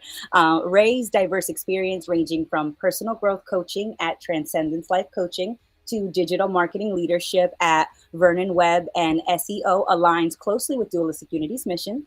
His involvement in eco-friendly projects and the cannabis industry enhances our community-focused initiatives, while his expertise in web development, SEO, sales, and marketing supports our growth in pro-cannabis housing, super exciting, and educational content, making him a key asset for our strategic expansion. For myself, the recently self-promoted chief of operations at Dualistic Unity significantly boosts our growth and community engagement through business development, content creation, and hosting. I have helped with orchestrating retreats and workshops and increased listener engagement and merchandise sales. Also have pushed some initiatives, some strategic initiatives, including a partnership with the Global Consciousness Project, which is probably the thing that I do love. Exemplifying my ability to enhance brand visibility and foster community focused on personal growth and responsibility, making valuable contributions. So I'm going to go to the next slide.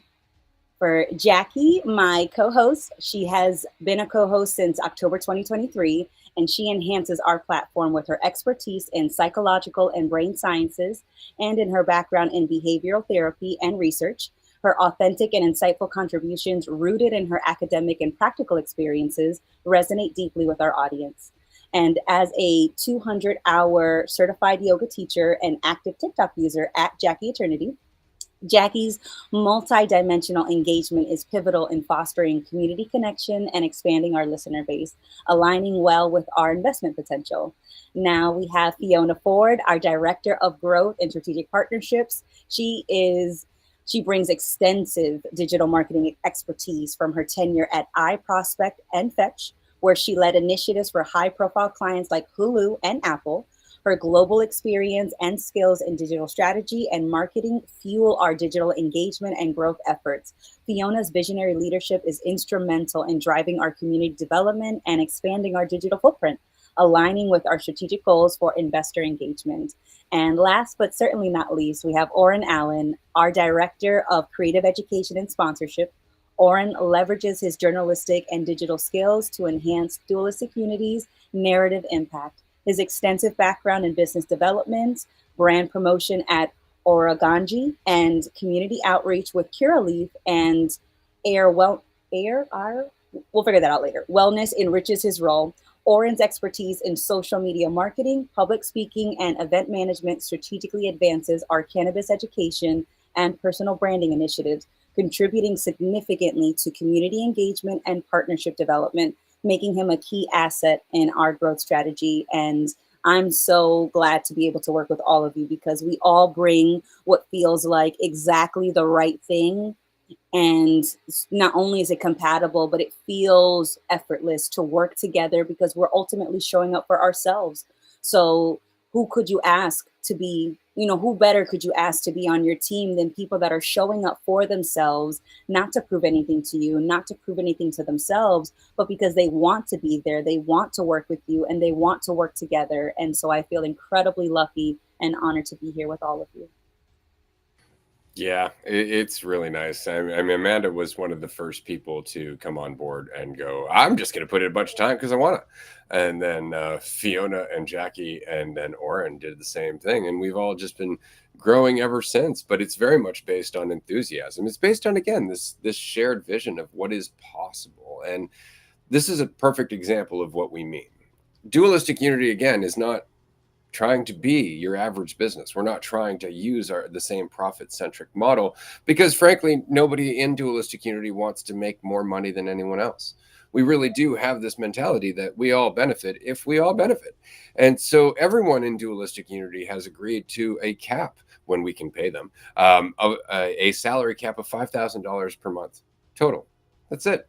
And the reason being is because that's enough to live fairly happily. And that's not to say that Dualistic Unity won't go out of its way to help reduce your costs in your life. And it's not to say that you can't work and make a little extra money on the side, but we want to make sure that you have enough to live comfortably and that you're doing something that you love.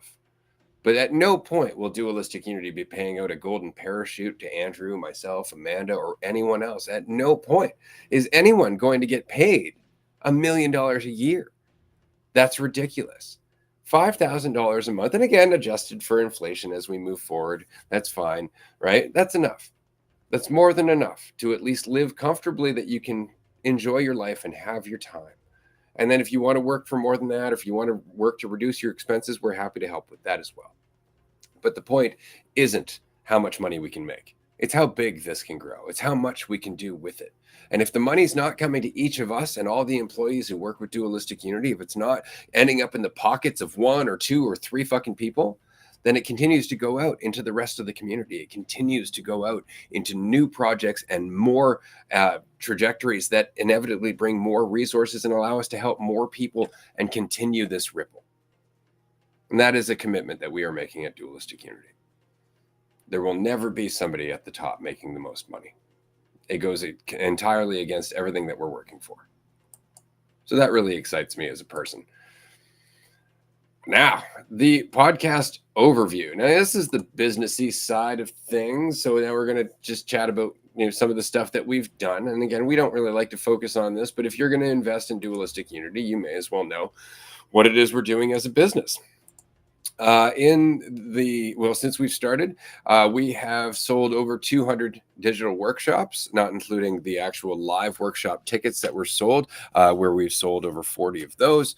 We've hosted 10 retreats across the world with over 120 tickets sold. We have over 200 supporters on Patreon sustainably, and we have just ventured into advertising, where in the last year we've made at least $10,000 in advertising, and that advertising revenue will continue to grow as our audience does, as we continue to meet more investors and more supporters, as well as more advertisers. This is why the move into the cannabis space has been so important, because in the cannabis space, it's very difficult to advertise or even talk about your product. So difficult, in fact, that most cannabis companies, whether they be suppliers of paraphernalia, cultivation tools, or otherwise, can't in any way get traction online in terms of social media. And so Dualistic Unity and our willingness to talk about that topic, as well as to get into psychedelics and mental health and everything else, offers a fantastic way for cannabis companies to connect with an audience that's listening. That's actually listening to the benefits, listening to the science, listening to the changing discussion around what has been a long time stigma. And so as we continue to make more connections with these companies, we will continue to get more advertisers, and that will continue to raise our advertising revenue. That said, what do we intend on using the investment funds for? So, as we said, all of our growth has been organic up until now. We have done a few advertising campaigns in order to see what works, where our demographic is, and how to make the most out of all of our advertising dollars. And we have discovered that we can, in fact, balloon our audience just through some clever advertising on TikTok and Instagram. We've done this previously. We know that it works, and we know that it costs us between $1.50 to $2 for a long-term listener. That's not just a listener who listens once and bounces. It's not a listener who listens 2 or 3 times and bounces. That's a listener who stays for more than 3 months and ultimately will usually end up either on Patreon or coming to one of our events. So we know it costs us about $1.50 to $2 to get one of those listeners.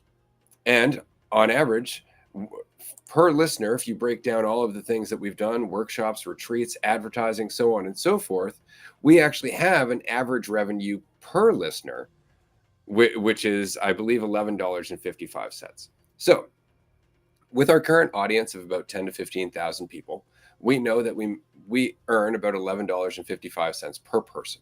It costs us $1 to $2 per person to get that listener.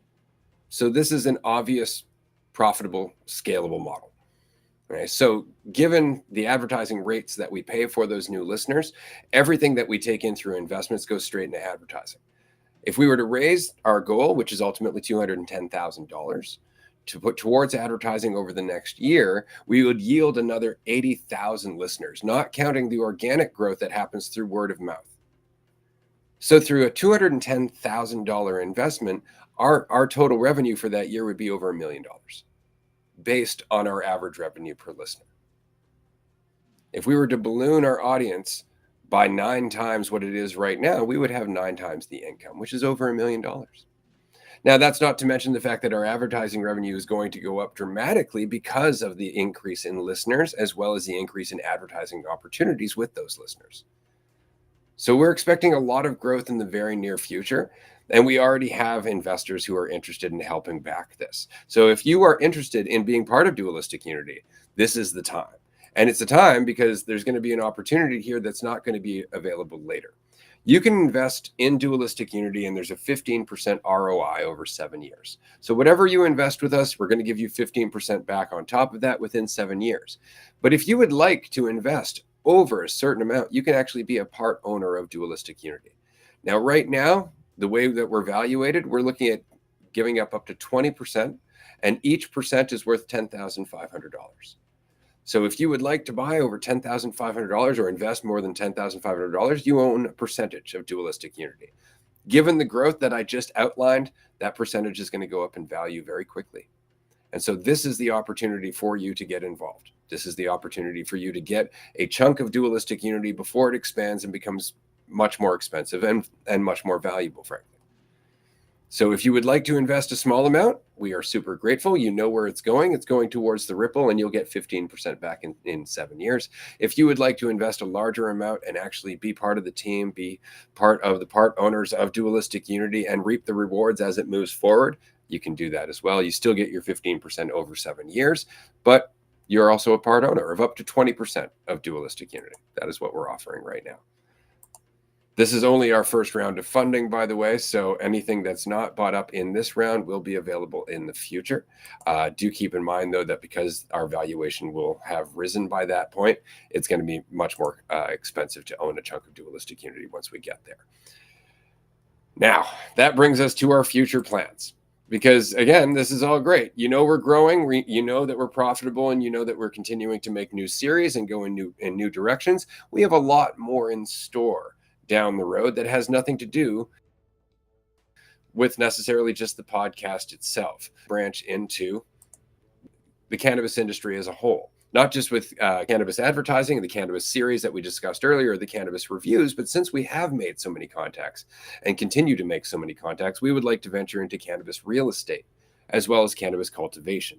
Now, that's something long-term and down the road, but it's something that we're very excited about. In the near future, in the very short term, we got our book coming out, which I mentioned earlier, as well as a strategic billboard campaign that we've been putting a lot of thought into. It's going to be really exciting. It's going to generate a lot of buzz because there's frankly going to be no branding, but there's going to be some very, very controversial messages that require and ask people to at least stop and just think for a second about something that perhaps they've never thought about before.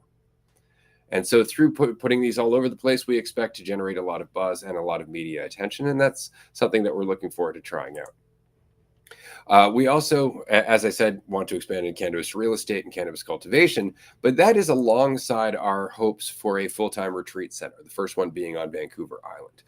Last year, we made around $200,000 from the sales of our retreat tickets and workshops and so on and so forth, but over $125,000 of that went towards the rent required for the lodges and the locations for our retreat centers. And so having a full-time retreat center puts all of that revenue back in Dualistic Unity. It puts all of that money back into the company rather than paying exorbitant prices for rent for Airbnbs that ultimately they're raising their prices far more than they need to.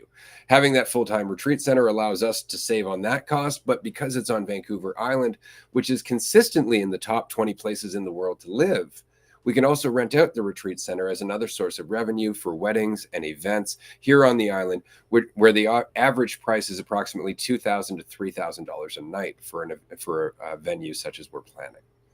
So there's another form of income for us in the near future there. There's a lot in terms of what we have planned. And then, of course, with the retreat center, that's where we can go into micro-cultivation, where in Canada, we can have a micro-cultivation license for less than $50,000 in minimal overhead that can bring in a revenue of almost $2 million per year with 650 kilograms of cannabis being grown.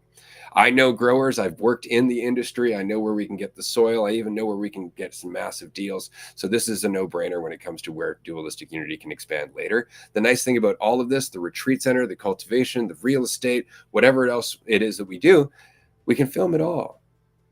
We can film it all. We can put it all online. We can share with everybody what we're doing, why, and the mentality that drives it. This becomes more content, more podcasts, more social media content as well. It becomes more engagement for the world. So there's nothing but expansion ahead of us. It's a very exciting time to be involved with Dualistic Unity. That said, we are on the last page of this presentation. I can read it unless anybody else would like to. I can cover the conclusion here. So, as we've mentioned, investing in Dualistic Unity is a lot more than just a financial decision.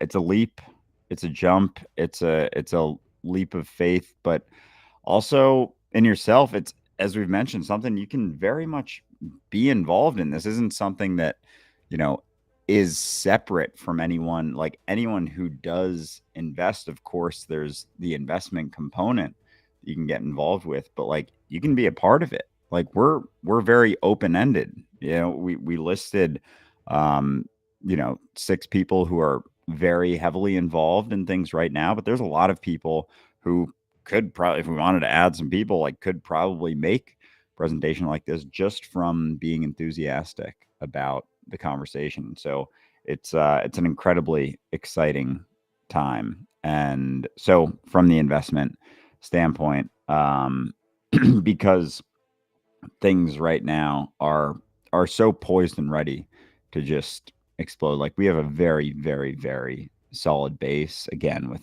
very little advertising put into it. So this initial round, especially, it all going into advertising, we're inevitably going to see, based on those projections that, again, aren't projections. They've been things that we have invested in and done the calculations, is going to balloon this for sure. And so, again, in terms of what we've done so far, just track record of revenue generation, market engagement, shows that this is this sort of prime opportunity for anyone who is interested, even just hasn't necessarily checked out the podcast. Definitely check it out, but just an opportunity to get involved in a company that's got a different perspective of what it means to, quote unquote, succeed in the world. It's not about just this in itself making a bunch of money. It's like that is a focus out of necessity, but it's so we can do things with that. It's like a next step. It isn't just this internally cyclical thing like most companies where it's to make money for the people involved. No, it's a lot more. It's a lot more than that. And so I think that's going to propel us better than anything that we focus on or have discussed in this today. So yeah, Dualistic Unity stands as a distinguished investment prospect poised for profitability in the fast evolving podcast industry. We invite you to join us on this exciting journey, blending financial success with meaningful societal impact. Let's shape the future of self-awareness together.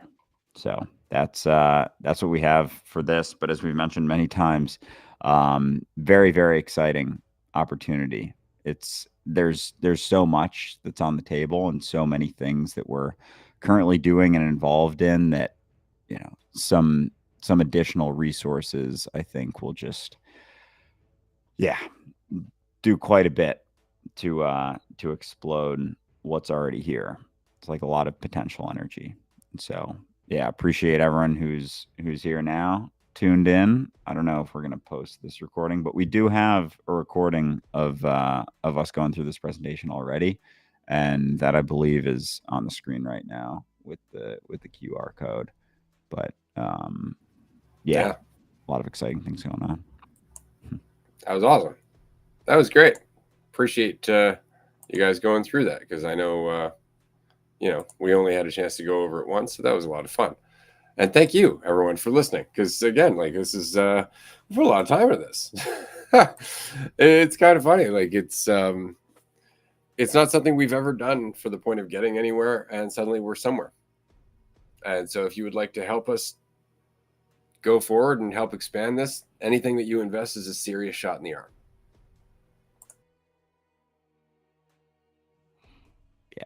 Yeah, absolutely.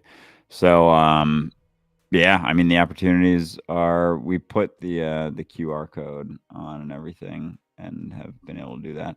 But nothing but very, very exciting things on the horizon, and opportunities. So I'm just excited that there is an opportunity to, get utilize an investment, not just, any sort of, it's not a donation. Again, it's like there's an ROI 15% over 7 years. So it's, and the potential for equity. So if you are interested in that, definitely fill out that form and let us know, and we can be in touch for that. If the investment is above a certain amount, there is some potential equity to be able to get involved with in this opportunity. So that was awesome. Well, that was great. It was, again, second time we've run through it. We've got a meeting, or rather, I've got a meeting with somebody next week to go over this with them and see if they're interested. And that would be the link that I sent you earlier. So he's like, yeah, let's schedule a meeting. So I'm going to have a chat with him and go over it, and then hopefully we can just send him the presentation afterwards. Hell yeah.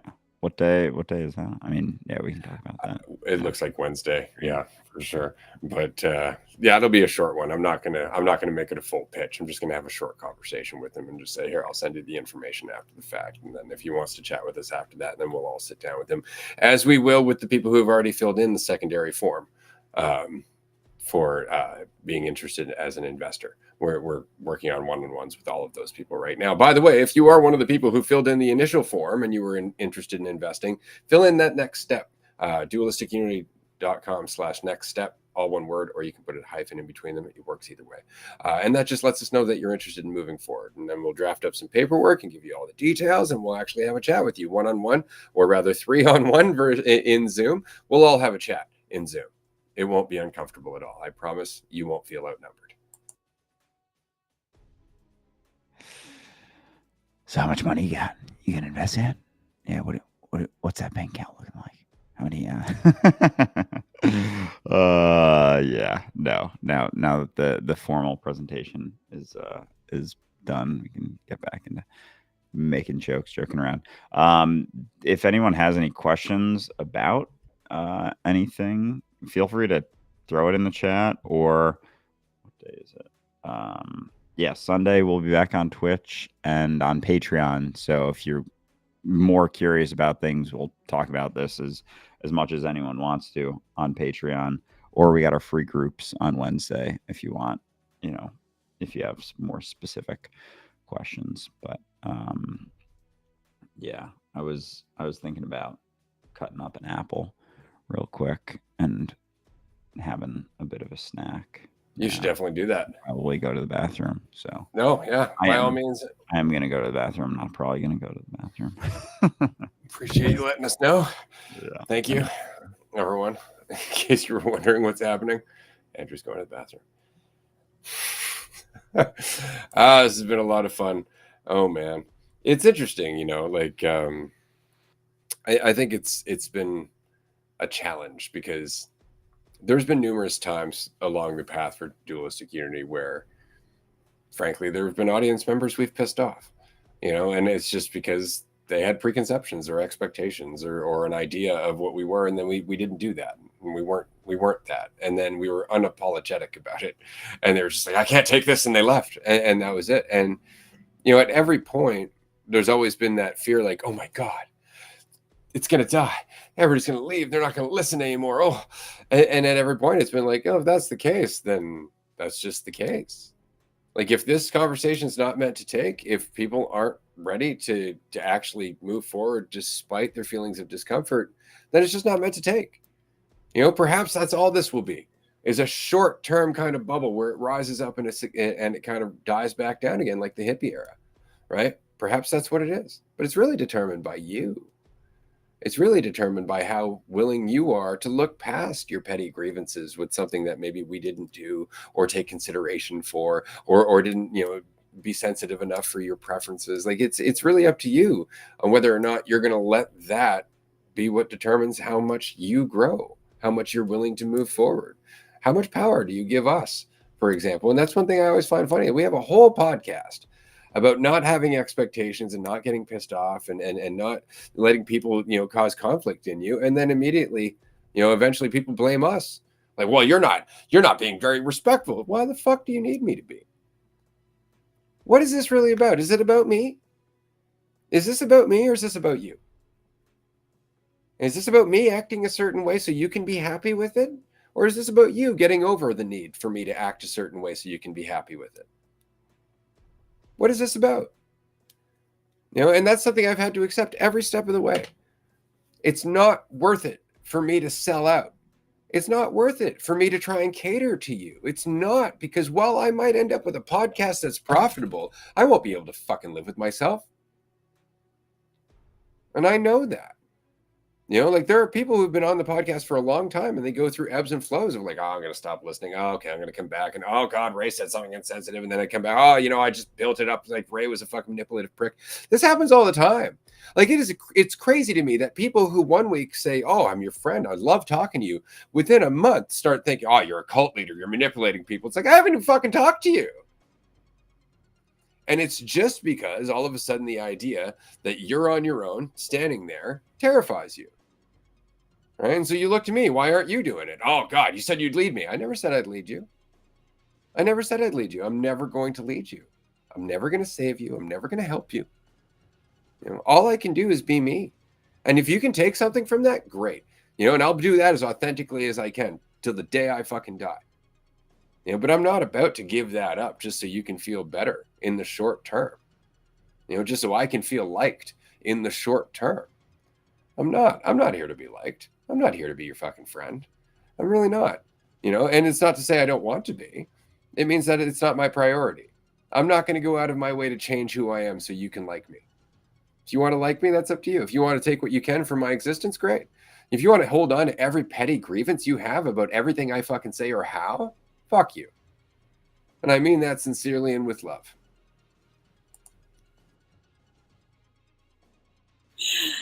Yeah, definitely. It strikes me as odd that people will complain about you being yourself, like if you being yourself was meant to offend them. But then they ask you to be yourself. You're being really fake. Well, you can't have it both ways. You can't have me being authentically myself and then think that you're always gonna like it. And then if I do act in a way that you do like, and that is intentional, then it makes no sense for you to criticize that. Because so many times where you are being yourself and people resist it, and what it feels like from my perspective is that sometimes they're upset because they're not being themselves. And that's why when you're yourself, it bothers them so much, because they think that they can't do it or that they're not allowed. And it's just, you have the option just as much as I do. I'm not more equipped. I'm not more capable. I'm not more special. I'm doing the same thing that is available to you. You can live for yourself in the same way that I can. You can show up for you in the same way that I can. And you're not always going to like it. And neither is other people. So sometimes when I do show up authentically as myself, I judge those moments where I was like, damn, maybe I could have been more considerate, or maybe I was not being mindful of other people when I'm quote unquote being myself. And it's so even as I'm being myself, that is something that I'm figuring out as I'm doing it. So it's so hard for me to be trying to figure out how to do it and then also keeping into consideration all of your preferences. And your preferences aren't my priority. They can't be. Not if I'm actually going to show up for me. I can't be showing up for me and your preferences. So I know that when people are themselves, I'm not always going to like it. And I tell people that. I'm like, I don't expect you to be like a Care Bear. You're not just one emotion. Sometimes you are going to be a lot of fun to be around. Sometimes you will be so relaxed. And sometimes you will be a pain in my ass. And sometimes we will disagree. That doesn't mean that we can't also just be honest about that. And I think about family and friends, right? It's like I constantly am like in heated discussions with them, and we're constantly disagreeing, and there's always conflict, and yet I love them. I love being around them. I love hanging out with them, and they piss me out. They're a pain in my ass, but those are my pain in the asses. That's how I think about it. And being authentic doesn't always mean being pleasant. And when you're not pleasant, you're not lashing out. You're not punishing somebody because they don't like it. Them not liking it is the punishment. And that's something that they put on themselves. It's something that I put on myself. So I remind myself and I remind others that people are not always going to like it. You're not always going to like it. And so fucking what? My life is not supposed to be just this ongoing, always liking it, but there's an opportunity everywhere and in every single moment. And I can have faith in myself and in everyone around me that we're all doing our best. We're all showing up in the way that we think is the best for us. And yet we don't know that that's the best. And it's okay to admit that and to keep going forward. And ultimately, when I'm hearing other preferences, I just keep going. When I hear my own preferences, it's almost like, okay, and what's next? Because my preferences and my plans aren't predictions for what I'm going to experience, but they're certainly in the room, and I can acknowledge them without putting them in the driver's seat of the experience that I'm constantly being and going through. So it's been a trip. It's been a trip when I hear someone telling me that I don't meet their expectations, and I'm like, I didn't know that I was supposed to. And when I frame it in that way, we're like, well, you're not supposed to, but it would be nice. And it's like, well, what is it? It would be nice if it happened, and if it doesn't happen, it's no big deal. Or is it that when it doesn't happen, it is a big fucking deal because I should be doing it? So it just feels like people don't want to admit that they want you to live for them only because they're not living for themselves. Yeah. And like that ability to even tell someone else, like, I don't like the way you're acting. You should act differently. Or I wish you wouldn't talk about that. I wish you wouldn't bring up that subject. I wouldn't, and that makes me uncomfortable. And like, okay, so you're trying to control someone else into acting differently. And oh man, yeah, I've realized how much that just like even trying to match like socially acceptable ways of interacting, like especially if I'm baked and holding on to like, oh, act a certain way, and then after interaction I'll be like, oh, I was didn't do that thing or didn't do that thing, like, and then I'll have the thought of like maybe they didn't like me, and it's just hit me so hard how much like that desire has been at the forefront.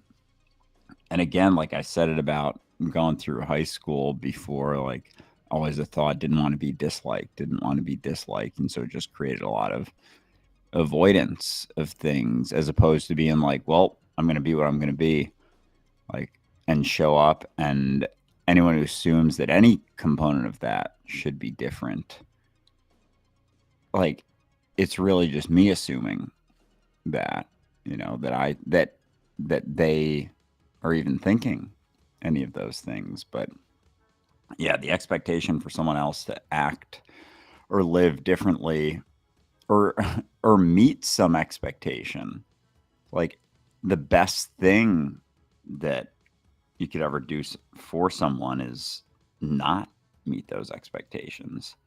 Because if everyone's meeting your expectations all the time, there's going to be an expectation for yourself to need to meet those expectations for everything else too. And like, yeah, if there's not this underlying, like, correct, socially acceptable way to act, then you can just be yourself and see what plays out and show up. But, in a world where people want to buy into there being, a right way of acting, it's going to be like on watch, on guard at all times. Like, oh, and it's just, it becomes a very personal thing. Like, how am I acting now? Is this socially acceptable? Is this socially acceptable? Is this acceptable to, just a narrative of what you think that you are, and trying to maintain that perspective of yourself. But yeah, expecting someone to change for you or changing for someone else is both, like, it's both sides of manipulation. Like, expecting someone to change is like an attempted manipulation, and then changing for someone else is an immediate type of manipulation, like acting in a specific way towards someone else, even trying to stay pleasant or not, like something that is even for a reason outside of yourself, like acting with, and it's not to say not consideration, it's like taking in all of the considerations, but then as you take those in, like the immediacy of the action can be yourself. And it's almost easier to do so when you're being more self-honest and responsible. It's like there's more of a willingness, whereas trying to act in a certain way makes more sense if you're not being as self-honest, if you're trying to, maintain a certain perspective, like artificially, as opposed to just being yourself. Because so many of our actions inform, how we feel and where our focus is. It's like your actions show where your focus is, like how you spend your day shows where your focus is, and then that's going to be reflected in how your moment to moment experience goes, and like how relaxed you're willing to be. Like, if you're letting yourself go, letting those preferences, letting those opinions go, like those are kind of wrap up a lot of that tension. That's where a lot of the tension comes from, is like trying to maintain, me via my opinion, my perspectives, my preferences, wants, things like that. Like, there's almost there's going to be a conflict inevitably with reality. And there's going to be tension that comes with that, as opposed to if you don't focus on so many opinions and preferences, it's a lot easier to relax, because there isn't a reason that you're fighting whatever you are or whatever reality is or wherever you're at, as you're going through your life. And that the immediacy, it's like, would you rather serve in heaven or reign in hell? Like, that's the immediacy of your experience. Your experience is how much resistance or acceptance you have to yourself right now, which is your experience, which is you and anyone you're interacting with.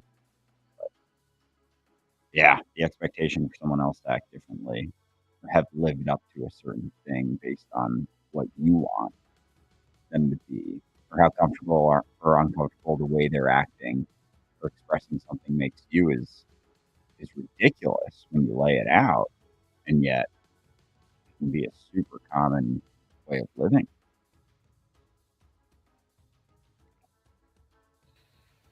When I think about expectations, I think that they are like guaranteed disappointments, because because very rarely do my expectations are they met.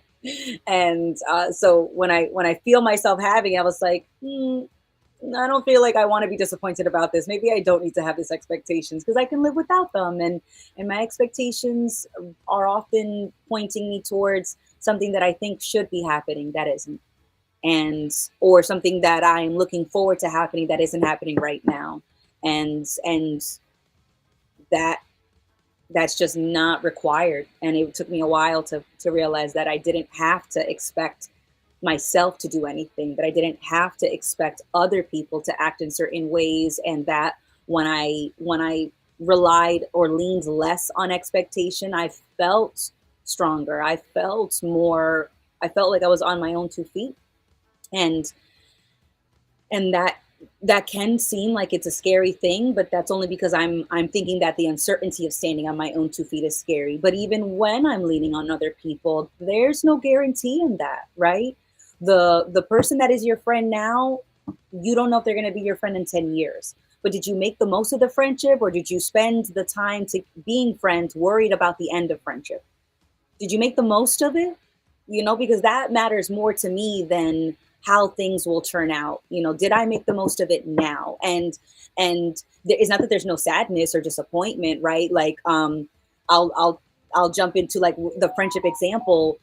I've had friends, and sometimes we clicked and we resonated so well when we first met, and we chatted and we went on adventures and blah blah blah blah, and then we didn't chat anymore. And I was like, damn, what are they up to? I miss them. But it was like, but when I think back to the times where I hung out with them, I was like, oh man, but we made the most of it. We showed up, we laughed, we were ourselves, we were open with each other, we shared, we talked, we communicated, we made the most of the time that we were together. So now that we're not spending time, there's no regret, right? But I didn't have an expectation back then that we were going to be friends forever. And that very much was my expectation growing up, because we had like little BFF bracelets, girls. And so there very much was the expectation, like, we're friends now, we're friends forever. And that put so much pressure on us. And then we didn't want to hang out as much, or we just felt that pressure.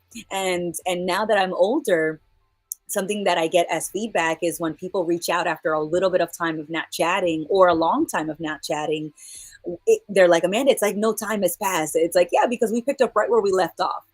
Because we didn't pick off where we left our expectations. We picked up where we left off. We last chatted at this concert. We last chatted at this family event, or whatever it is. And so I'm checking in. How have you been? What have you been up to? Tell me everything. Not obviously not tell me everything, but that's what I'll say. And it's like, because what they're feeling is not an unmet expectation. And that's what I think it is. When they're chatting with me, it's like we're starting right where we are. And that's where we left it, which is so funny to say that. But when they're chatting with me, it's not like, I wish you would have been there. And I wish I would have heard from you sooner. Or, I can't believe you took this long to get back to me. It was like, oh my God, it is so good to hear from you. What a great surprise. How the fuck have you been? But they're not feeling pressure. They're not feeling the weight. And they're not feeling my unmet expectation, because I didn't create one based around them. It was, I will see you when I see you. And when I see you, I will make the most of it. And sometimes making the most of it is saying, you know what, I'm all set. I don't want to reconnect. And that's making the most of it for me. And sometimes making the most of it is, oh my God, I cannot believe you're here right now. What has been going on? But in that, there's so much lightness, and there's a lot more space for reconnection. And I appreciate that, because I'm being honest with myself that, like, I can live without them. They don't need to be my friend all the time and chatting every single day. I am my whole life. So whoever enters and exits, we that's just what's happening. It's not that they're the foundation upon which my life is built. It's not on my friends, it's on me. So because I feel like it's on me, I'm not putting that weight or that responsibility onto someone else. And that's just being honest with myself, that I can handle it, that I have been handling it, that I am the perfect person, that I have the best skill set, and I'm the best person to live, quote unquote, Amanda's life. But it's in that honesty that I think comes freedom. And I know that we had talked about, like, religion earlier in this episode about, and so when I think about honesty and how they'll frame it is like confession. And it's like, everybody feels better after a confession. It's like, yes and no, but it's just being honest that you feel that freedom in, because you're no longer holding on to the concept or the expectation or the need that you're supposed to meet. And when you are being honest, you are giving yourself that freedom. You are giving yourself space to be. And so that's the most important thing, that most, or not the most, but it is a very wonderful gift to give yourself, is to be honest about where you are and what you thought that should be, and how that doesn't mean what you want it to mean. Being honest about how your expectations are what you want, and that's not the be all end all. You know, what you want is just what you want, and there's so much more than just what we expect and what we think we need and what we think we want from others and from ourselves. There's so much more beyond that. But if all you can see are your wants and expectations, then you're always going to be guaranteeing yourself an endless experience of disappointment after disappointment, because your expectations are not required as much as they feel like they can be. And so I love the quote, the phrase, "The best things in life are unexpected because there were no expectations." And so often we forget that, and we think expectations make things better, especially met expectations. But it's like, no, there's a reason why we say the best things in life have no expectations, because there was no weight, no pressure, no need attached to the thing or the experience. And so you got to enjoy just that. You got to enjoy reality as is, not as you want it to be or as you think it should be, but you got to enjoy reality as is. And there is something so spectacular about that. And I'm really glad to be exploring that with you, and then exploring how, oh my God, I got caught up in the I don't knows, and damn it, I had an expectation, guys. I found another one, and just being honest that I still create those. I'm not trying to get to a place where I feel no doubt or feel no expectations. I'm in a place currently where I'm not judging the expectations that are there, because I know that they don't mean what I want them to mean. But that's my rant. Yeah, and then it's like when you're aware of them too, like the expectations, like each time they pop up, it's an opportunity to see like, oh yeah, that's there too. And then as you work through them, it's like that you want to change your life, like work through those expectations, look at the expectations, be honest about the expectations. But if you're trying to be sure of something, or if you're trying to maintain, a certain point of view on the world, on yourself, like it comes with expectations. If you want to feel like even knowing yourself comes with like expectations of yourself too. And that's going to create this sort of, like these bars, like a bar, but also like bumpers for yourself. If you're expecting yourself to act a certain way or be a certain thing or be a certain type of person. Again, I was talking about being nice before, but like, yeah, being nice, being pleasant, being liked, even that's a massive, massive bumper to try and stay within, to try and keep yourself within.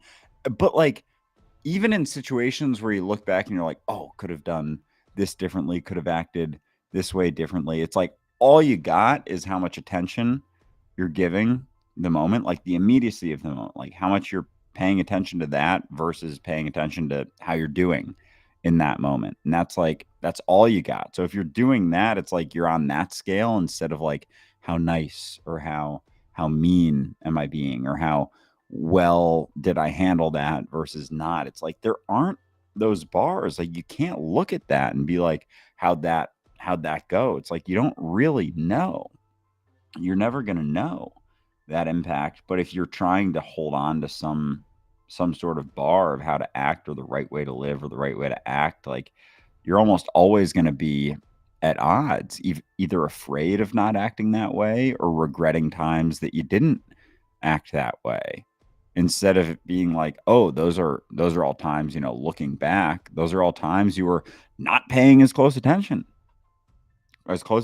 to reality. Like that was where it came from. And then you act in accordance to that. And so if you're continuing to do that, if you're continuing to expect yourself to live up to some bar, it's like that's the first thing you're seeing as you go through each day, is like where those expectations are. How well am I meeting those expectations? Today, wanted to do this, like I expect myself to get all of these things done today. And then if you don't, it's like, oh, feel shitty about myself. And then if you don't expect so much of yourself, like going into a situation, like the doors are open, like the floodgates are open, like everything's on the table. You have like full capacity of your mind, like intelligence, in terms of just like being able to be sensitive and attentive to the immediacy of the situation. But if you have like some expectations, which come from a lot of different things, like a lot of different components of our lives over the years, build these expectations that then play in. I'm this type of person, I'm that type of person, I expect myself to act this way, I almost want to act this way in order to maintain the perspective. And it's like this cyclical thing. I'm this type of person, I'm that type of person, I'm going to try and act that way. But then in trying to do so, like not acting in certain ways just because you're not paying attention, you're more focused on this tiny little component of the whole situation, being yourself and how you're doing in the situation versus being involved in the situation. It's like, you can't know how you're doing. You can't know. You don't have to expect anything out of yourself, because doing so is going to trip you up. Like that's going to get in the way of being able to just be involved and like just almost using yourself as a vehicle to experience, without this idea of like how well or how poorly it's going, because they go hand in hand. They're two sides of the same exact coin. As you want to know something, as you want to know how you're doing, how your life is going, how you're doing, like the expectations are going to be there. And it's just based on how things play out, which you don't really have control of either. Like how you play out, how you act, like the response that you get, like you don't have sway over that. You have your response to what's going on and to yourself. How close to that are you? How authentic are you being? How much are you trying to be something versus not trying to be anything, which goes in all the directions and all sides of, I was thinking when you were talking about like we don't have much control. I was like, I don't know. At best we've got influence, and then I went down like the rabbit hole in my mind. I was like, influence. Well, do I have influence? And then I was thinking, well, maybe everything is just a reflection of me. And I was like, shit, it might be. That was the quick thought loop that I just went through, because like I had recently talked about on a Patreon call that me, my family, my immediate family, my mother and my brother, our relationship isn't in the place that I thought it would be, right? And for other reasons, for many reasons, it's just not where I thought it would be. And there was a part of me that thinks like, is something wrong? Is something like, shouldn't I be closer with them? And it's with that narrative of that, you're supposed to be super close with the people that share that are your relatives. And that's not always the case. And there's ebbs and flows to it too. It's not just that I'm supposed to love my family all the time nonstop, or that I'm supposed to shun my family when we disagree, or that it's supposed to be so black and white. It's that, there is going to be an ebb and flow. And there was a time in my life where I was extremely close with my mother and my brother. And right now I'm not in that space. And that is totally okay. And I reached out to my brother for his birthday the other day, and I was just like, hey, was just thinking of you. And, I hope that you're enjoying today. And I hope that you feel loved and appreciated every day of your life. Love you. That's it, right? I didn't ask to be invited to a birthday party. I didn't offer a gift. I didn't try to make plans with him. We're just not close right now. And that's just where it is.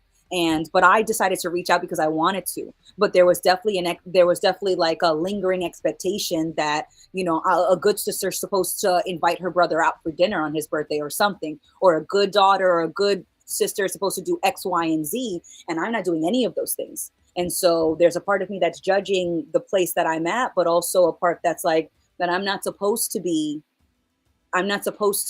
doing anything to be considered a good daughter or a good sister. I am living my life for me, and I am giving them space to do that as well. And I will reach out when I want to, and sometimes they'll pick up and respond, and sometimes they won't. And the expectation isn't that they have to, because they're my mother and my brother. They're going through their own things. They're doing their best. They're living their life. And so if there's no expectation for them to respond to me in any particular way, then I can reach out whenever I feel like doing it and just see what happens. And when I reached out, I got a response, and it was just like, thank you so much, love you too, basically. And it ended there. And before, a few years ago, I would have thought that it's supposed to be more than that. I'm supposed to make plans, I'm supposed to buy birthday gifts, I'm supposed to show my love. But in that text message, that was the way that I was showing it. And although that didn't meet my old expectations for our family dynamics, I was okay with that, because I didn't expect myself to do anything other than what I was doing in that very moment. So it was really interesting to just think about the old dynamics and how much I used to judge the way that I showed up in my family, how many hoops I used to jump through, that I was making the hoop to jump through and just saying that they wanted it. But I haven't been jumping through those hoops, and they've been totally fine. And so I'm like, God damn it, how many hoops did we jump through that we didn't really need to jump through? But then there is an underlying experience. There are definitely hoops that they wanted me to jump through, right? It's not all just me making hoops just to jump by my damn self. But it was just like, right now, there's no hoop that I have to jump through. And that was really interesting to experience. And I'm so glad that I didn't get caught up in the, well, I haven't reached out and I haven't asked what are their birthday plans. And then I saw on Facebook that they went on a trip and they went out to dinner and they didn't invite me. And I live 30 minutes away. And I was like, was I supposed to be there? Does it mean that we're not in a healthy place because I didn't get invited to my brother's birthday? It's like, no, I just didn't get invited. It's literally that simple, and I don't know why that was, but it doesn't mean anything. I just wasn't invited, and they had a great time, and I'm happy. And when I see them, we'll have a great time. So it's just so funny how often, your expectations of yourself and of others will almost hinder you from reaching out, from acting, because you think that you're doing something wrong. And it's just like, no, this is just what's happening now. And it's not bad or good. It's just, this is what's happening. And what would you like to do right now with what's available?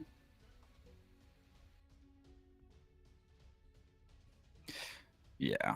Oh yeah, for sure.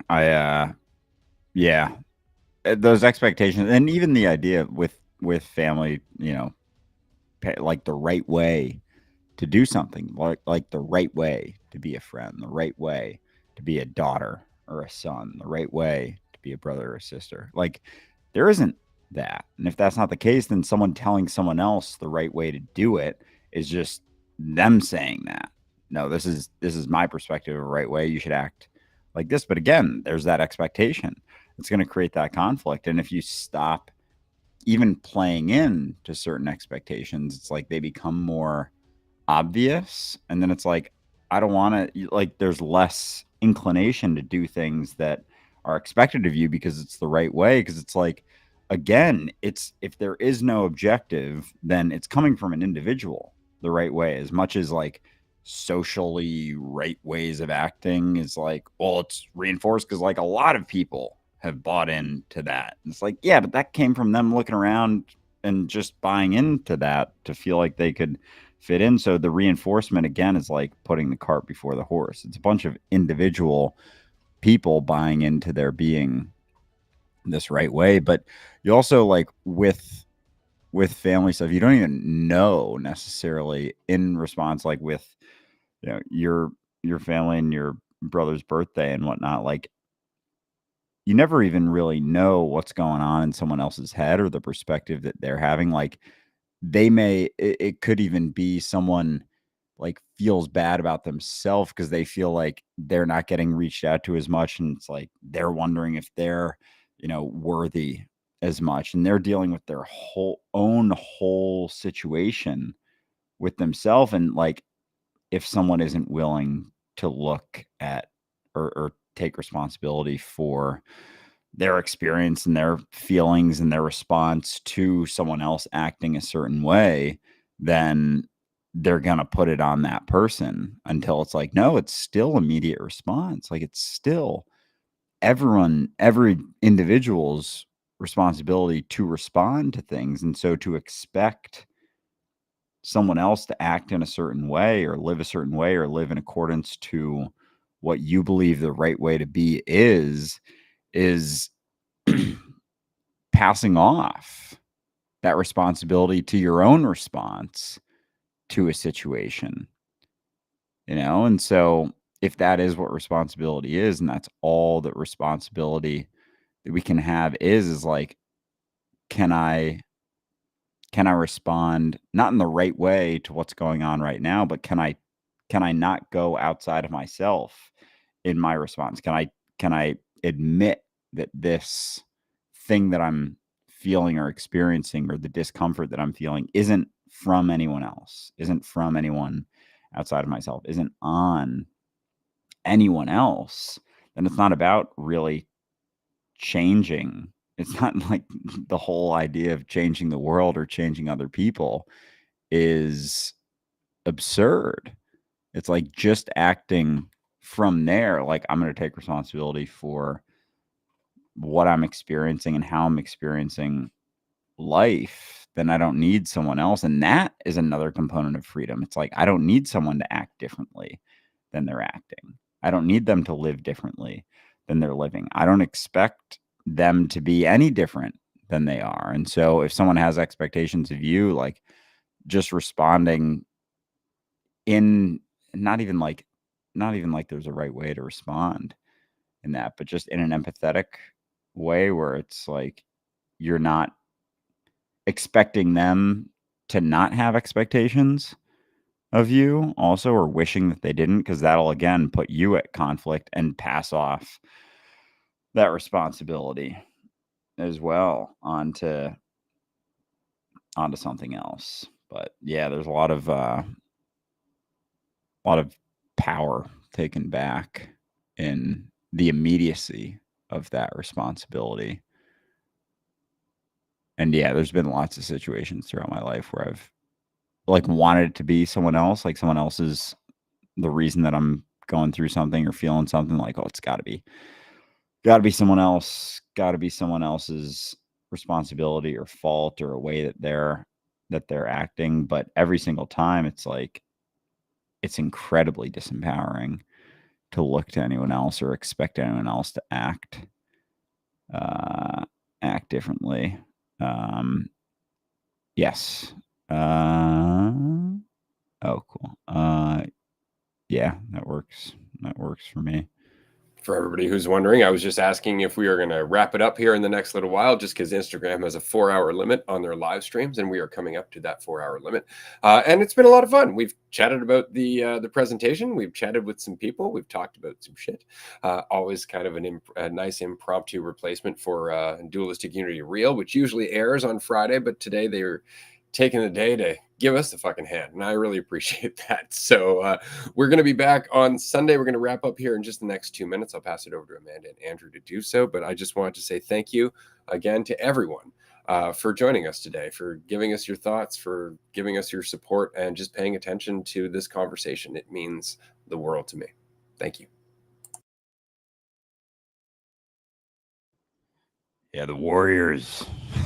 That's half kidding. But if you are tuning in too and haven't checked out the podcast, you will see Amanda featured in a number of roundtables and call-in shows until season 6, where every other episode, all the even episodes, Amanda and Jackie are on there. And episode 26 will be out soon as well. I'm enjoying that one a lot. Almost done editing that one. But yeah, appreciate everyone for tuning in. And these are always a lot of fun. No direction whatsoever, because you can live like that without having so much of a need for a specific, at least in the immediacy of whatever you're doing or going through. And before I start rambling on that, I'm gonna stop and pass it to Amanda.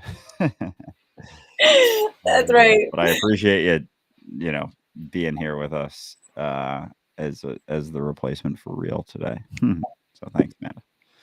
Oh, we're just switching it up, but I'm really glad that I could join, and thank you so much, everyone. This means a lot because it's just you showing up for you, right? In the same way that I was showing up for me, and not knowing what that means, not knowing what that will lead to, and yet still showing up anyways, just because you're going to be the one that's in that experience of showing up, and that's enough. So thank you so much for being here. And I'm so excited that I could join, and I look forward to chatting with you guys all again soon. Have a good weekend. Bye, everyone. We'll see you soon on Sunday at 11:30 a.m.